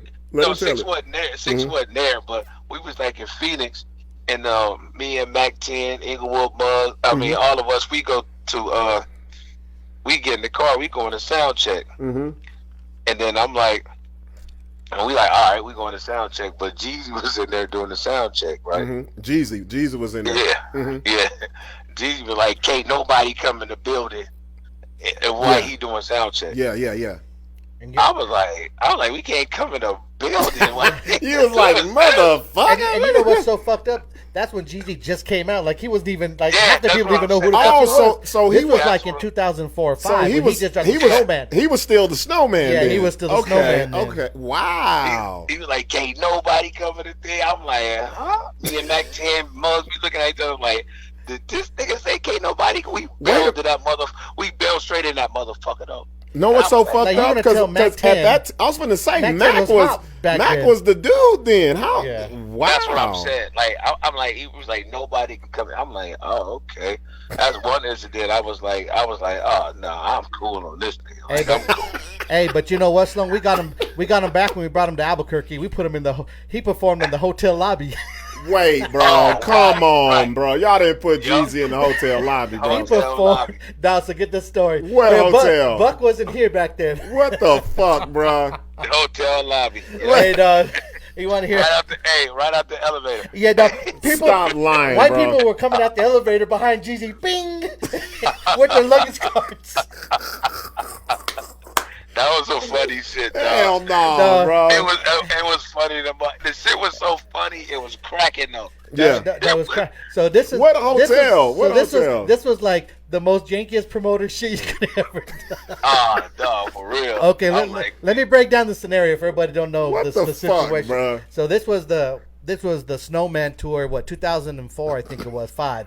Wait, it was his own fucking tour? Yeah, we did. So we have 4 cities. And actually, the crazy part, this is the first time I met Sloan on the whole tour. Mm-hmm. And actually, the first time I met Mac. Yeah. The first time I met fucking the Lost Boys. Yeah. It was big. I mean, Ron Artest. Yeah. He was coming off from playing basketball to performing. Right. Wow. So we had what, 4 shows booked. So when when he came off the elevator, did y'all give him a microphone or just? That was like his Michael Jackson from the bottom to the top. Ding. We had someone with some incense smoke. That shit was funny. Hey, dog, so let me... That was so funny. I know to this day, you'd say, if Jeezy right now would be like, what's the worst show you ever had? Bro. Albuquerque, New Mexico. He would have to say that one, dog. And he would be like, fuck Sixx. Fuck Sixx. The funny thing, they weren't tripping on you. They were tripping on the other dude. Hey, dog. So this is what happened. Where was the hotel? What hotel was this? Okay, they were tripping on the light skinned dude, the dude from Phoenix. They because he didn't know what to do. Yeah, he was like, he was on his head. Hey, bro, I want to know who pushed the button to say "Ming." The bellhop. So let me tell the whole scenario. I'm in tears. Hey, dog. So this is like 1 year in of me being a promoter, not knowing nothing. You green as fuck. Green. Yeah. The grass is green as fuck. Yeah. So we book these shows. We do. There's Phoenix. We knock out fucking El Paso. Right. And I'm like, Albuquerque, my hometown. We about to make this shit rock. So we go, and no, you're gonna listen because the name I throw at you, you're gonna laugh your ass off. I'll give shit. I'll say it right now. Hold up. So I have the fairgrounds booked. Okay. Yeah. We have the fairgrounds booked. We have the pavilion. Okay. The outside with the big white tent. Yeah. This motherfucker. We have the bleachers out there. We have stage. This shit's fucking looking nice. Like, saucy. I'm like, fuck yeah. You putting on for the city. I'm like, I'm gonna get all the bitches tonight. Yeah, like, you putting on for the city. I'm happy as a motherfucker. Now we rolling down back from Arizona. We do the after party. We knock out that show. The after party is off the chain. Yeah. I meet Sloan that night in El Paso the first time, and we just click. He's like, "Damn, who's this crazy?" Oh, so this is when you and Sloan first. Yeah, we first lined up. Okay. So we partying, drinking all night, whatever. So we're like, let's go out my hometown. I'm ready to show out everybody. I'm like, this is my hometown. You know, El Paso. We had the convention center. We had the after party lined up. I'm like, she was on point. So like during the mid drive on a Saturday. Everything's set up. The fairgrounds, they call me and be like, "Man, your insurance ain't here." I'm like, "What are you talking about? I paid $1,500 for insurance." Like they're like, "We didn't get a certificate, so you can't do the show there." So get this, and they're like, "Unless you get a certificate, you can't do the show here." Okay. So first of all, strike number one is a hip hop show. Yeah. So they ain't fucking around with nothing. Yeah. Second strike is, guess who I met? Like I'm new in the game. So guess who I got referred to help me try to pull insurance out? Who, bro? Who? No other but Tyson. Oh, fuck. Straight Lace Entertainment. Hold your ticket stubs. Come on, no, bro. Mr. August Ostini. Bro. No, so this is my first introduction to them. So you was already 2 strikes down. Oh man, so they get to the point where you have Jeezy performing on a fucking elevator. So the long story short, boom, they don't let us do the show at the fairgrounds. We got mad tickets sold. Yeah, mad tickets sold. So you tell everybody we pull in town. I'm like, what the fuck did we do? So back then, Dre. Yeah, Dre was my partner. You know, yeah. He was there, and I called Dre, and I'm like, dog, like we can't do the show. We got to find somewhere to put this motherfucker in for. So think of it. We got Young Jeezy that has the hottest fucking single out right now. We got Mac 10 from West Side Connection killing it. We got Sloan. We got the Lost Boys. We had who else do we have on there? We had a couple of Ron Artest and one other I can't remember. So I'm like I got an all-star lineup. Yeah. Motherfucker, so I'm driving. I call Dre. I'm like, dog, we need to do something. Like, I don't even know what the fuck to do. Like, we're green, so we don't got like all these plugs for venues. You know, it's a Saturday. What's open? Who's not gonna want insurance? Right. Who don't want insurance? That's gonna be the hoodest place in town. First of all. Well, we went to the hoodest place. What did you go? So Dre calls me. Is like, hey, dog, I'm here at the Barcelona courts, and in suites. First of all, if there's a place that has courts in and suites in the name, they hitting every angle, bro. There's nothing you missing out. And he's like the Barcelona courts. I'm like, dog, put me on the manager. Give me whoever we got to talk to. They put us on the phone. I'm like, I'm trying to will and deal with them. They're Barcelona in and suites, bro. So you ever been there? Hell the fuck no! I ain't gonna go. If I see Barcelona Inn and Suites, you know where it's at, right? Yeah, I know exactly right where across it's at. from the Down Casino now, right across the street. I know where it's at. So they tell us, I'm like they have an atrium. So the atrium is on the bottom floor.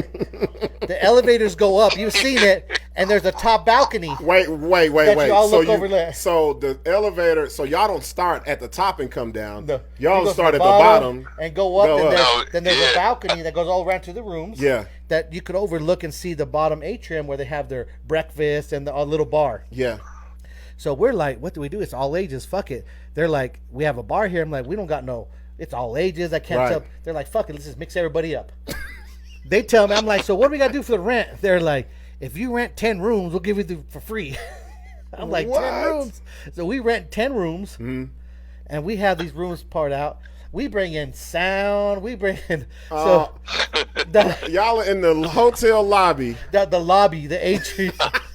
Wait, no, we're not gonna call it the atrium. That sounds fancy. This is the fucking lobby of the Barcelona. So we have a line outside. We make these changes. We have people with signs outside like bums. Concerts across the street. People are like, no refunds. Whoop. Sound like Scrappy Doo. So what I want to know from Sloan is, so this is your first encounter with Sixx, right? What made you be like, well, any other artist be like, I am not fucking with this dude ever again, bro? Because of cold shit. I'm gonna tell you why. Because actually we clicked though. We was clicked. That was my nigga. It was like we clicked. Yeah. And plus we do the same person. It was my boy JV. Remember JV? Yeah. And you came, and I was like, we know him, whatever. We knew mutual people. But I just clicked up with him because he was cool. I knew what we was doing, but at the same time, I didn't blame Sixx though. Right. Because the show must go on. I didn't blame him. Everybody was on the dude who had us out there, the light skinned dude. I forget his name. I want to say Mike.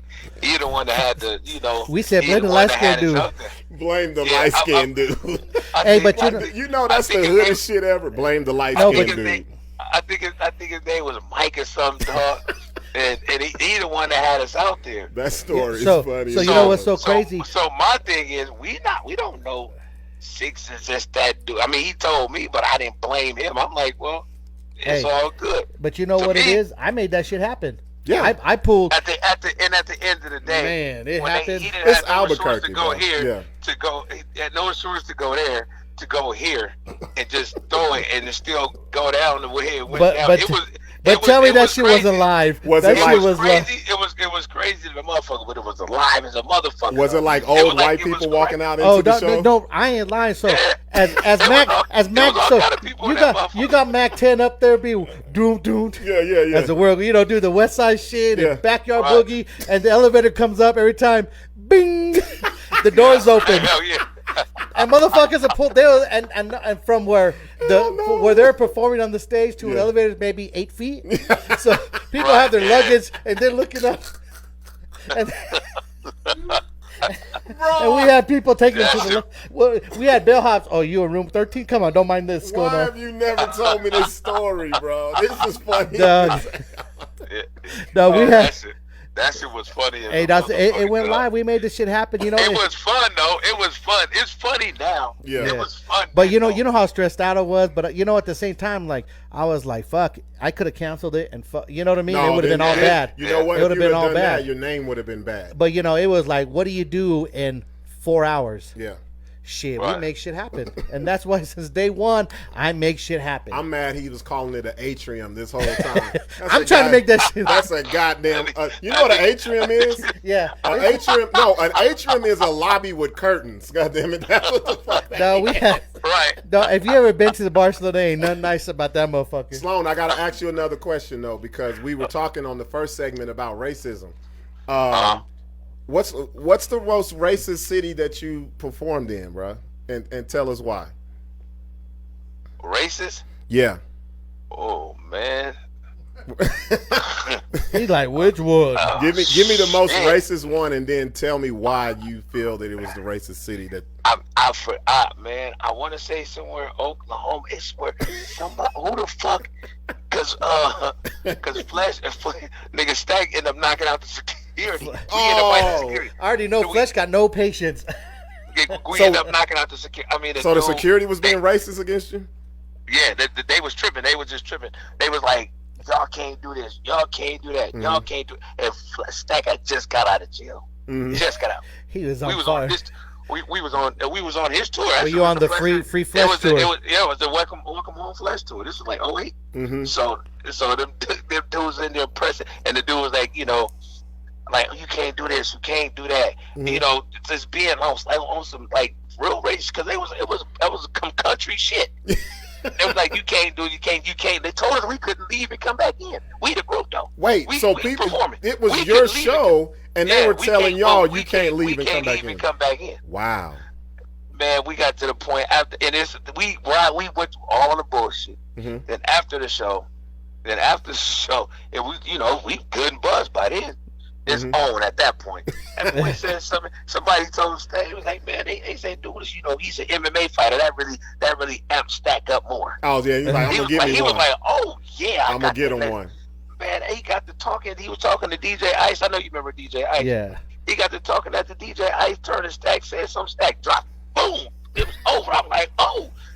Then we start fighting because then that's when we knew it was what we thought it was, because they got to calling us niggers and all kind of shit. Wow, see, that's what we were talking about in the first segment, man. A lot of people, they have that racism in them, but it takes whatever it takes. Something it'll bubble up, bro. You can't hide it. It takes an incident. It takes something to make you furious enough to be like, fucking nigger. That's or, you know what I mean? Bro. He wasn't even listening, and he said the same thing. It takes me. Who's that bitch? That's my fire. And it's like, damn, I didn't know you felt like that. You know what I mean? Yeah. I didn't know it was like that. You know what I mean? So I want to. We're going to get a little serious right now. So with everything that's going on in the nation, bro, like, what do you feel, man, and I want to stay on the race relations, and you're in Cali right now, right? Long Beach, right? You're in How is it out there, man? Because we've talked to people in Houston. Chicago. We talked to Hev in Houston. We talked to Dom in Chicago. Now we coming to you in L.A. We talked to Man in Vegas. How is it in L.A.? What are the race relations like? Is everybody coming together and be like, we ain't standing for this shit? Or is it still stuff going on? We coming together to a degree. You know what I mean? It's like, I'm surprised. I swear, on my mama, rest in peace, my parents. I'm surprised to see so many white people out there protesting this. You know what I mean? On some real shit. I'm surprised to see that. Because I'm like, damn, I didn't think that. And then I look at it, I'm like, well, damn, what are they doing it for? Like, I mean, I be thinking like, well, what are these motherfuckers really out here for? You question it, huh? Because at the same time, it's still coronavirus. People still trying to get out the house. Oh, you making a good point. You like, fuck it, it's a party, goddammit. Let's get out the crib. Everybody's still trying to get out the house, and the more they protest and stand with and act like they with us, and we all together, that the faster we can open up things and get back to work and see if we can come together. That's I'm not saying they all are like that, but that's you know what I mean. But that's very much possible. But if everybody out there for the right reasons or whatever, cool. I'm with that 100%. The racial shit out here, I mean, it ain't at a high or nothing. But we know for a fact that in Huntington Beach it was a problem. Man, honey, look, check this out, man. In Huntington Beach it was a problem because they was like, because they was in, but that area, bro, fuck that area, bro. They were just like black kids driving by, protesting, not being violent or nothing.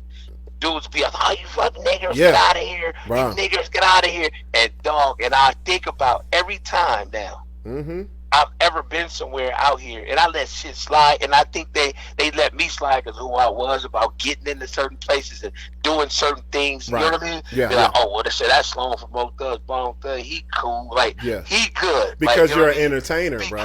Because that's entertainment, man. That's that level. You understand what I'm saying? It's like he's good because of that. Right. But before that, I've been in places to where we walking up, people don't know I'm supposed to be hosting or whatever I'm doing. They don't know that. So I'm walking up, I see it, I'm at these white spots. Yeah. You know what I mean? So I'm walking up, they analyzing soon as I'm walking up, though. Yeah. They analyzing the whole situation. To see what you are. And I'm looking at them analyze what we doing, what we dress, how we look, what our hair look like, and everything they analyzing us so they cannot let us in this spot.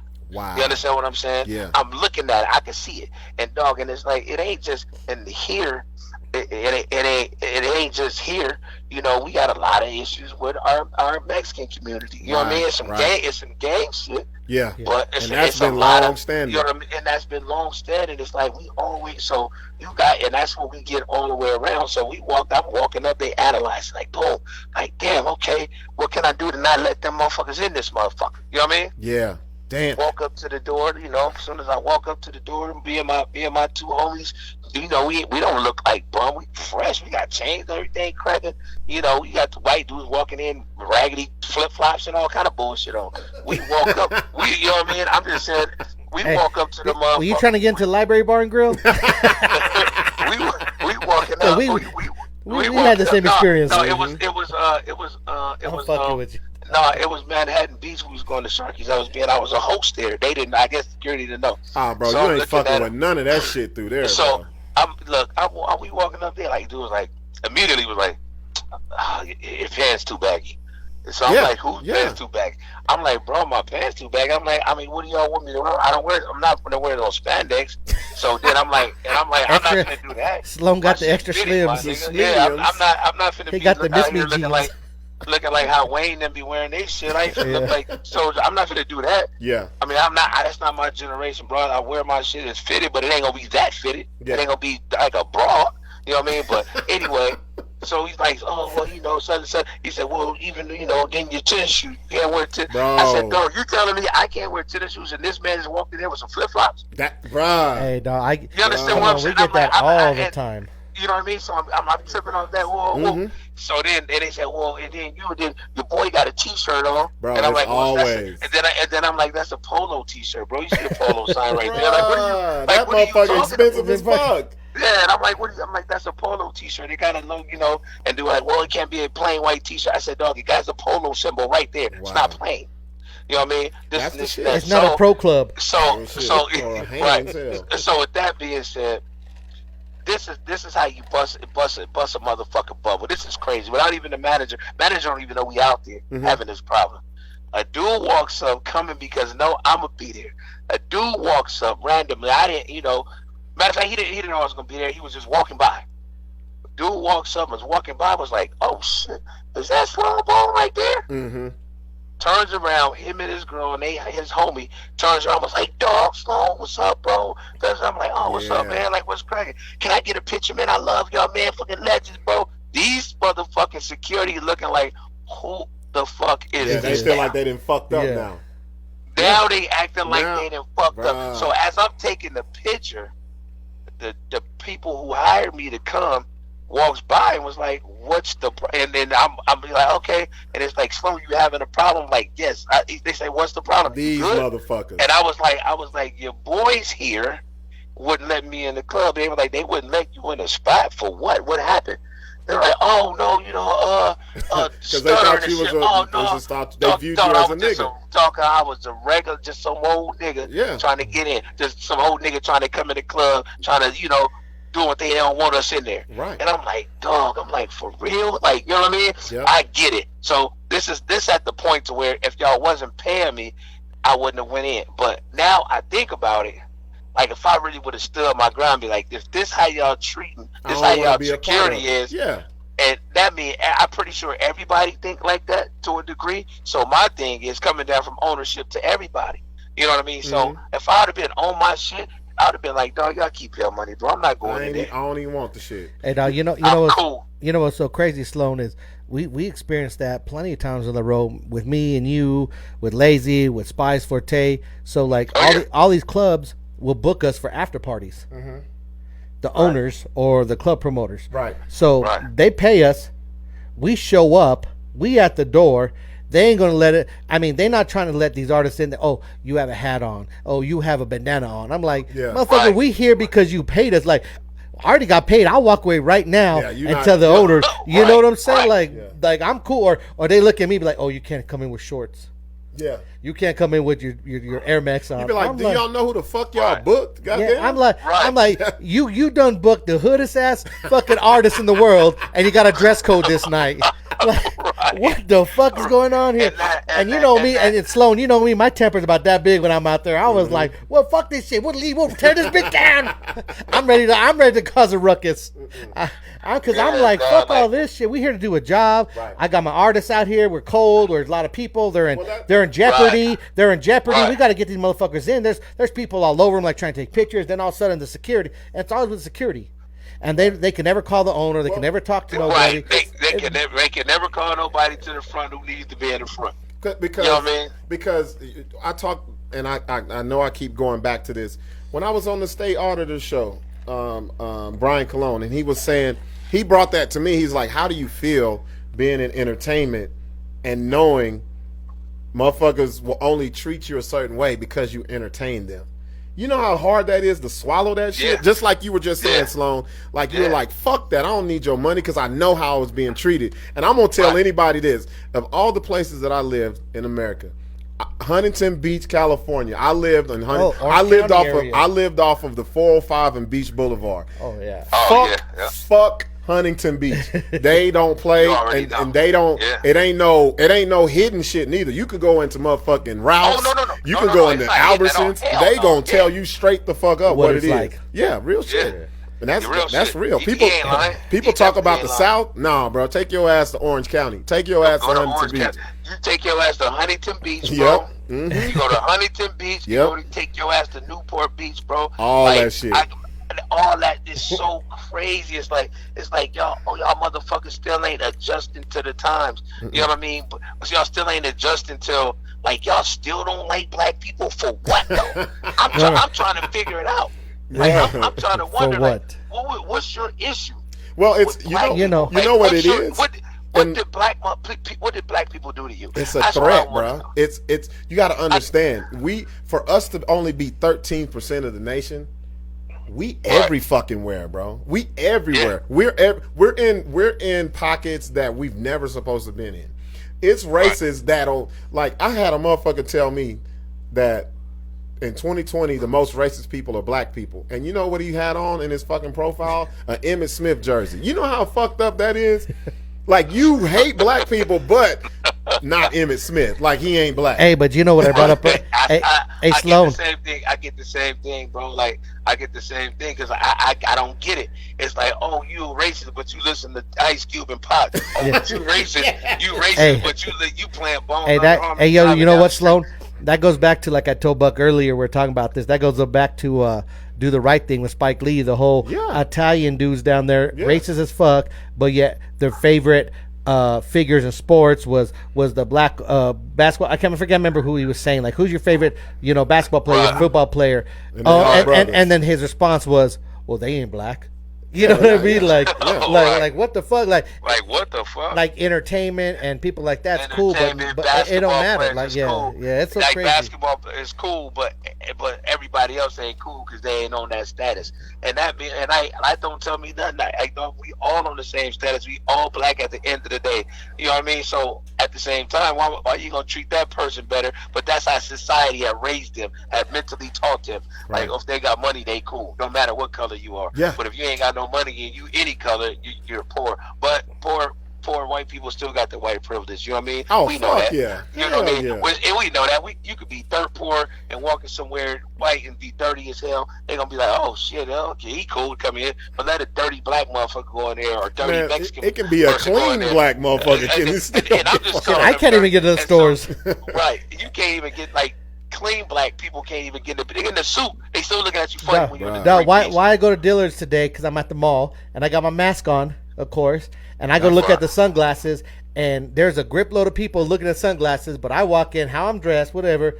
As soon as I walk up, the lady wanted to come up and go to the sunglass section to make sure I'm going to take nothing. Guaranteed. She's like, can I help you? That's what it and is. I told her, you can't help nobody else. You got to come straight to me. Like, I done seen 10 other people in this motherfucker. But you want to help me all of a sudden. I'm so special. Bitch, I'm special. You know what I'm saying? It's crazy, dog. It's like damn, like I'm gonna pay for this shit. Like, I ain't trying to. I got another question. I got another question for you, Sloan. with all this shit that's going on. You know, we were talking about the young people. Do you think just the way I saw some stuff today, I posted it, where this young white girl was arguing with her parents. Her parents were racist as fuck, and she wasn't having it. Do you think this younger generation, because I want to go back to what you said. You were saying, why are these people really doing this shit? Is it just because of the Rona? Do you feel the younger generation of white people that were raised by racist people, it's just they not having it, or is it because they've been influenced by us so much that they can't even view us as minorities or being racist towards us? Yeah, it's one thing is, yes, they first off, they've been influenced by us so much, bro. Like the culture of hip hop and our culture of period has taken over this whole world, not just America, this whole world. Real Everything shit. we do, they emulate. Bruh. You know what I mean? So the younger generation, and we already know it's a lot of younger generation mixed kids. But it wasn't like that. The younger generation, everybody's black and white, black and Mexican, black and Asian, black and something. Right. You know what I mean? It's so many Mexican and white. It's so many biracial kids now, and a lot of these families was forced to meet these other families. They like, God damn. And figured it out and was like, damn. I told you to never bring a Tyrone home. Now you're pregnant by Tyrone. Or a Jose. You know, and then it's like, it's like, I can't believe you did all this, but then you start meeting the people, and you like, damn, they ain't that bad. Like these people ain't bad. Like these some good folks. And then that's where that term is. Oh, I got black friends. Yeah, that circle you just met. You know what I mean? Yeah. That's where that term comes into play. Cause that's like that's semi like micro racist. Like, you know what I mean? Like, I have black friends. If anybody says I got black friends or I got some Mexican friends, you know right away. If they, like you said, if you got a count, I got 3 black friends and 4 Mexicans. They keeping a colored census, bro. That's what it is. And be like, if you could just say I got black friends, I've never said I got white homies that do this. I got homies. Now you got homies. I got see exactly, and that's what it said. I got brothers. Everybody to me are my brothers. Yeah, I think exactly. You hit that right on the point. I think it's guys like you, Sloan, that are in the industry. Like you said, you go places and people that aren't black just they flock to you. You said it. What it is, man, and nobody's really talking about this shit.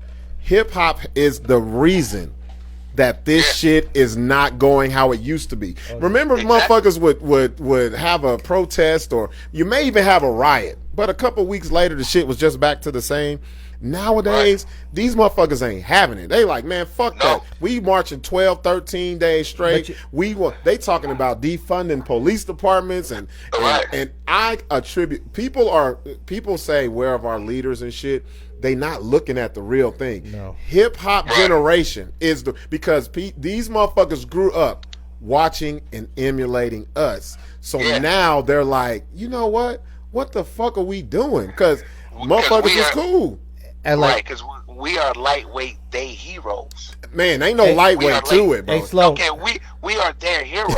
Everybody, they like look at TikTok and all that. Yeah, bro. All them dances they doing. Hip hop generation, bro. That hip hop shit that's going on. That ain't got nothing to do with their culture. That's our culture. Hey, Sloan, because I say this because I mean we've been on the road for 15 plus years.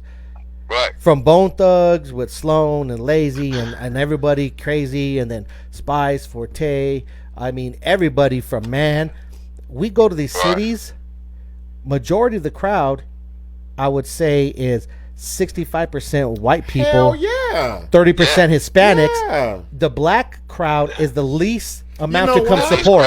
Is at least come to support. Because you know why niggas want we want the free show. Yeah, you know, but see what I'm saying? But we bootlegging. Look, I'm just gonna be real with you. We bootlegging. Exactly. But you see what I'm saying? And we coming through the back door. Hey, Sloan, you seen that? How we are. Like Bone Thugs, like the Bone Thugs right there. their minority crowd is fucking the white boys. Man, I got into white girls. Yeah, that's for sure. And we've seen that firsthand, like, and the New Mexico natives. Like, oh, bro, right. They can't get out of a reservation right now. Y'all got a lifetime tour out here, bro. Y'all, if you can't tour nowhere else, bring your ass to New Mexico, because these motherfuckers in state will keep you paid. I just feel like that nobody. I was thinking about this today, and everybody was like, "What's different? What's different?" You got to look at who is protesting. They grew up listening to Bone and Snoop, Cube, and Biggie and Pac, and so, like you said, their heroes are us. And they looking at this when they see somebody like George Floyd getting beat down. Like they think about songs of police brutality that they grew up on, and they like, man, fuck this shit. And that old generation that grew up, the white people and even black people that grew up back in the civil rights era, that shit over with. Ain't nobody finna just keep getting knocked upside the head and walking around. For real. So exactly, and that is like it's like one thing what's not gonna keep happening. Like y'all not gonna keep the police department. Y'all just not gonna keep killing black people and think it's gonna be 100, and dudes are gonna keep taking it. That's why y'all. It's like y'all better protect y'all neck now, because now like niggas is out to kill y'all, bro. Like we niggas just trying to because you know what? If I get pulled over, I fear for my life. So my thing is, I don't know what you're gonna do. So when you walk up to my car, I might just blast you. I gotta get you before you get me. I might get you before you get me. Damn. And then the cold thing about it is kind of like they not. It's like it ain't justifiable because. Oh, you should do that as an officer of the law. No, he should be a citizen just like I am. Real shit. What I mean? We should get treated the same way. Like, I don't know what he's gonna do. I'm looking at everything I got. All these killings of black people could give black people, especially in the hoods. We already got PTSD from hearing gunshots and just being stepped on all the time. So it's PTSD. We already got PTSD from that. Yeah. So now we got to worry about that added layer, bro. Now we got to. Now we worried about the people who supposed to help protect us from any violence and all that, and we ain't doing nothing. We expect them to do their job to the fullest, not kill us. So now I'm scared that you're gonna kill me. So I got to protect myself. Man. So I figure if you reaching, I'm reaching too, because I don't know what you're gonna do with that gun. That's crazy, what I mean? Bro.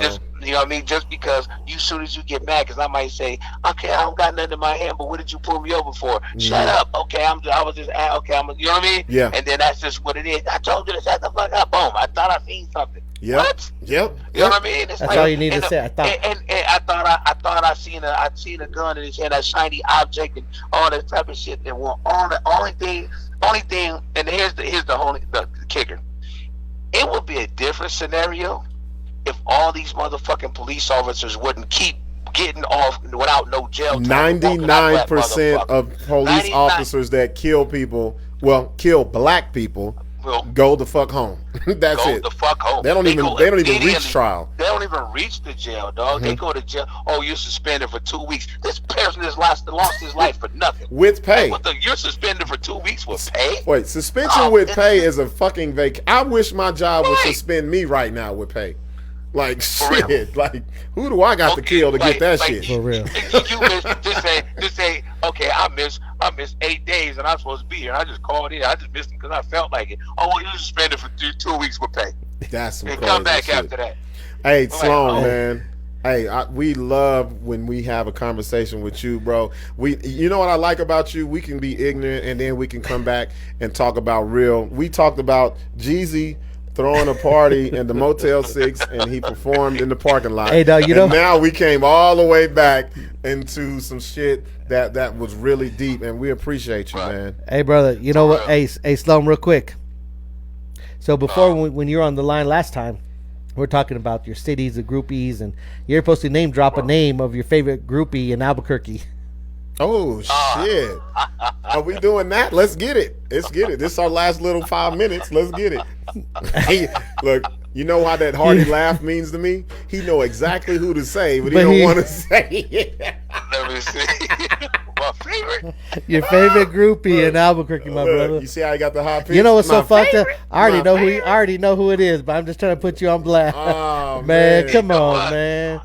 Come on, man. It's either oh my goodness, what is her name? I know Veronica's one of them. Yes. You only get shit like this at the BS show, y'all. Sloan Bone said Veronica from Albuquerque. And we all know Veronica. And she knows. She knows. Her and Wait. I forget her name, but if y'all ever go on Instagram, her name is Coco. Oh my God! I know what you're talking about, bro. What's her name, Buck? Buck, you know the name. No, I know her. It's Coco on Instagram. Yeah. Well, go look up Coco. Look, I'm finna charge my phone up and be like, Sloan told me to say, what's up? How you doing? Sloan said to prime you up. Man, I forget doing this. Man, yeah, but you know, I had some fun at Albuquerque, dog. We done ran up and down Albuquerque, the Las Cruces, the Santa Fe, man. Man, but Albuquerque is always love. Hey, Sloan. Hey, you know what's so crazy? Sloan be hitting me up at least every other week. What up, dog? What's about Albuquerque? What we got going on? What's cracking out there? Sloan don't even need none to crack. Sloan's like, you got a Corona? Look. You got some tequila? Like, well, I just chill at your house, Sixx. What you got going on? He like when this motherfucker opening back up, because when the city opened up, the legs open up, guys. Hey, on that, let me ask you real quick. I know since as you being an artist, my brother, and this whole coronavirus and shit been fucking up business for all the artists and all promoters. I mean, we all feeling that. Like how you guys doing out there, and artists? Like, what's your feel with everything on this shit, man? With no clubs opening up, the venues. They're saying venues and shit ain't gonna be popping off till next year. Like, right. Well, I mean, for me, like, it's all bad to a degree. Because you know that was the majority of our revenue. Oh yeah. You know, mainly all artists. That was the majority of their revenue, was being on the road and being out and doing performances and being making appearances at clubs and all that type of, you know what I mean? Right. So that shut down a whole lot of shit. You know what I mean? As far as, and then we had shows booked already, and then, like, you know, we had lost $2 million off the rip. You know what I mean? Because they canceled all that. Wait a minute, man. You said that and didn't choke or nothing? He said that like that was $5 or something. Like $2 million, not at all. Well, you hurt my heart when you said that. I'm like, where can I go find that for you? God damn. Can we flip up a couple rocks? To that. But the only, you know, that's the fucked up part. But the good part for me was, I don't know how everybody else is doing it. You know what I mean? But it showed me other ways to make a little bit of money without being on the road and being at home and being able to look at other ways to make it and go in these lanes, because these is all the lanes I would have never known about live streaming. I would have never gave a damn. I would have never gave a damn about it if I've been on the road. So I'm like, man, I ain't got time to sit here in front of no damn phone. I'm cool. Like, I ain't got time for that. We over here moving, doing this radio, whatever we doing. But now I'm figuring out live streaming. I finally got my I've got my merch in order. Now I finally now I'm able to record and do my music, get that in order. So now, when I'm getting a lot of stuff in order I want to do, by the time we do get back out there, instead of having one way of revenue, I'm gonna be at a show earning money still three different there ways. You go. And I'm you can reach making it in 3 different ways. What the internet does is make everybody your neighbor too, bro. You accessible. You're right there. You're more accessible. Hey, my brother. Right. So we appreciate you. We're gonna have you call in, and we're gonna talk about the one time Bobby died on the road with us, and we brought him back to life. Yeah, that's crazy, man. You know what's so fucked up? Y'all really laughing about this shit. Like, that's crazy. And rest in peace. DWTX that passed away is my brother, but you don't have no idea. Like, so yeah, I want to hear this story. Oh, you want to hear it now? No. We got to leave it at a cliffhanger. Hey, no. So the one time DWTX died on the road with us in Shiprock with me, Lazy Bone, and Big Sloan in the car. Yeah, come on, bro. No, dog. Hey, I'm not even lying. We will talk about it next time. Yes. No. Hey, appreciate you calling in, bro. All day, bro. Hey, all day. Hey, my brother, be safe out there. Okay. Shit, we're gonna get you in the live studio over here with us. Yes, sir. We'll do that here in the next. Actually, the next few. I know you got shit going on. Sixx Come got on. bougie on this. He called this motherfucker a live studio. Yeah. Motherfucker, we in the man cave, bro. He called it a live studio. I don't know what to say. Yeah, hey, Sloan done spent plenty of time. He know it. Sloan, you know exactly where the fuck we at. Sloan done have a couple. Sloan done have the bitches in the dog cages over here. We done had some. Come on, Sloan. Sloan is like, I know them blue walls from anywhere. Coco's done been all up in here. He said the walls may be blue, but the balls ain't. not at the Sixx spot. And that's the cold thing, dog. I ain't got nothing cracking. Let's just do it. Like, let's do it. Just slide in on a regular fucking day. I got shit cracking, but like, what do y'all want to do? It? I'm there. Like, just make it happen. You know what's so crazy is the coronavirus hit like in March, like the second week, and it was like everybody locked down. 2 days later, Sloan was on the flight, like, fuck this shit, I'm gonna go into Detroit. So watch. So Sloan's on the flight. With nobody on there. He was the only motherfucker. He's like, I got first class. Bro, you know what's so He's funny? holding the I saw cameras that. up. Bro, did you vacation in Detroit? Who the fuck vacations in Detroit? Or you got family there, man? Sloan. No, I got a lot of. It's in Detroit, though. Like, I got a lot of work. Rona didn't stop Sloan one bit. What that means is he flew there and back for free. Goddammit. Yeah, I got Sloan a lot been of traveling. Work in Detroit. See, you got some work done in that motherfucker. I definitely got a lot of work in Detroit, brother, and a lot of family take care of me. You know I had to clown you on that one. Sloan hasn't stopped traveling. He's like, Rona what? He flew the plane, goddammit. Hey, he was a co-pilot. I'm like, shit, this is safer than the house. Ain't nobody on this motherfucker. Ain't nobody in the airport or on the plane. I'm safer on that bitch than I'm at where I'm at. Shit. That's funny. Shit, my brother. I appreciate you always calling in, my brother, it. and the love. I'll hit you up this week, and we'll get you over here live, and we'll do something big. Let's do it sooner than later, dog. Like, hell yeah, most def, my brother. All right, for sure. Be safe out there. We got to talk to him about Hawaii. We'll talk off air. We'll talk off air. Yeah. Oh, so you got to come to Hawaii. Hey, heads up. We're going to be 2nd through the 10th. 2nd through the 10th. September. We're going to Honolulu. We're going 10 days. Yeah. July 2nd? No, September. We got time. Bro. Okay. Oh, okay, yeah. We already got our tickets. It's my birthday, bro. We're going to do it big. You should definitely come out. That'd be perfect. Okay. I know you got shit to do, and you got all those flyer miles. In fact, kick a couple down to me and Buck. Can I get some twin of flyer miles? Look, he gonna be there twin. He gonna be there for us for free. Hey, Sloan got plugs in Hawaii. We can take him and use him as our tour guide. Hell yeah. Yeah, motherfuckers crazy. I got some people in Hawaii too. I know you do.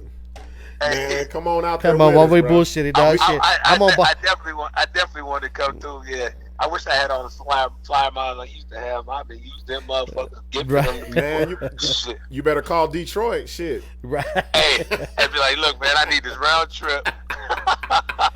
For real, my brother. I appreciate you always. Y'all got y'all shit already, you said? We already got it. Oh, we got our shit. I'm gonna send you all the information. Yeah, we on the same flight and everything. Yes, send me the info. Yeah, all right, my brother. Sure. I'm gonna call you tomorrow. All right, cool, dog. Don't forget. If not, I'm gonna call you. That Honolulu got him woke up. Now look, he said, "Don't forget," because Sixx is known to be like, "No, I'm gonna call you tomorrow." Man, he do me the same way, bro. Hey, I'm glad we said that on the air, so all the bitches don't feel bad when I don't come. Like, I don't call. Like, damn, I don't even call Buck or Sloan back. I'm in quarantine. That nigga been calling nigga next Wednesday. And you forgot what y'all was talking about. Don't even know what's going on. He didn't call me with a whole different plan. Right. He like, hey, dog, we gonna in July we just gonna do. I be like, bro, we just know about September. What about in July? We got 3 more things. No, I'm gonna make sure he hits you because I want you to come, bro. My brother. We going to celebrate my birthday, bro. We finna do it big, man. We doing it big. Yeah, let's do that shit. I'm with it. All right, for sure. All right, be safe out there. I'm gonna hit you tomorrow for sure. All right, bro. All right. Bro, man. I love it when that motherfucker hit us, bro. Man. I tell why you never told me the fucking Jeezy story? No, you know what's so crazy? You know what I'm gonna do, bro? I'm gonna take a minute snippet of that, and I'm gonna put it on Twitter, and I'm gonna tag his ass, bro, and see if he remembers. No, it. I have the flyer, dog. Like, I'm gonna show you because I keep all my flyers for years, dog. Like, you know what's so crazy is there's so much history in what I've done in 17 years. Yeah. that like shit. Some shit you just spit your mind, huh? And we'll sit down and we'll talk. And like with every artist, man, I got so many crazy. It takes you back to certain places. Dog, and times, like, and it's so crazy because I'm trying to hear every last one of them on this. I see what I came from, and the things that I've been through. Straight lace. Keep your ticket stubs. Don't buy insurance from him. He said August Alsina was in the limo. That motherfucker, man. August Alsina was at the hotel, bro. He said, "Sorry, Albuquerque, I ain't fucking with y'all. The money ain't right. The dude fucking with me, and dude was still fucking selling tickets, bro." Man, that's why I laughed. So man, it was a good show. I'm glad we touched what we had to. Still, we got back to a little bit of what. Yeah. So this is what we're gonna do, y'all, because we gotta keep what's going on in the world a part of the show, but also we want to make sure that we take you out of that realm, because it's not healthy to stay on the racism and that stress and all. I can make anything a funny situation. Sixx is the same way. So it's like double dutch. It's timing. We're gonna be everywhere. We want to make sure that you guys, when you tune in to us, it's a little getaway, but we still do talk about the topics, though. And we appreciate you all. Like, I know the last couple of weeks have been, or the last week has been real serious, but it was something we had to touch. You had to. And we'll continue to give us our opinion of it, and everybody else that called. Appreciate everybody that called in the last week and a half. And, hell yeah, y'all keep calling, man, bro. And when we get back to the ignorance, call us on the ignorance. Right. We want to hear your ignorant shit too, goddamn. And you know what? Next Thursday we have a whole inbox of females that have been asking us about new questions. We'll get back to the 2 questions. Are we gonna do it? Let's do it this Thursday. Yeah, this Thursday. We'll do it this Thursday. We'll get back because I know there's been a whole lot of inboxes. Shout out to Ryabu. Ryabu was like, "What y'all talking about? Y'all usually post it," and I was like, "Shit, we just gonna wing it tonight." Yeah, tonight. It was kind of like Buck showed up. I made some ribs. We ate. They're a little burnt because Larry had me do mic checks, but it's somebody gonna be like, "Oh, you made ribs for the black dude." No, we had ribs and melon. Walla melon. I put chili piquin on them, so that way we made a Mexican rib. Hey man, but let's end it because we can keep talking all fucking night. Hey, thank y'all for tuning in. It's the BS show. To the BS show. What I'll do is if you tuned in any type late, or if some people were on earlier and didn't hit the late one, I'll do we'll both, and we'll also do it on the actual show page, the BS show page. And go check that out. Go like it, share it. Share it. It's called the BS show / Buck D and Sixx on Facebook. We're share trying it. To get these numbers push up, it. bro. Hey, I tell you what, the more we get support, and we've got a lot of love support. We got a lot of listeners. People are watching the fuck out of this shit, bro. I'm not even gonna lie to you. Inboxes are blowing up. I appreciate the love because I hope we can bring something different, take you out of your realm of your crazy day, laugh a little bit. Whether you watch us for 1 minute or fucking 10 minutes, whether you hate us or love us, we just trying to bring some love and something different and fun to the city, Real shit. And y'all keep calling, y'all keep supporting, and we out. Thank y'all for listening and watching the BS show.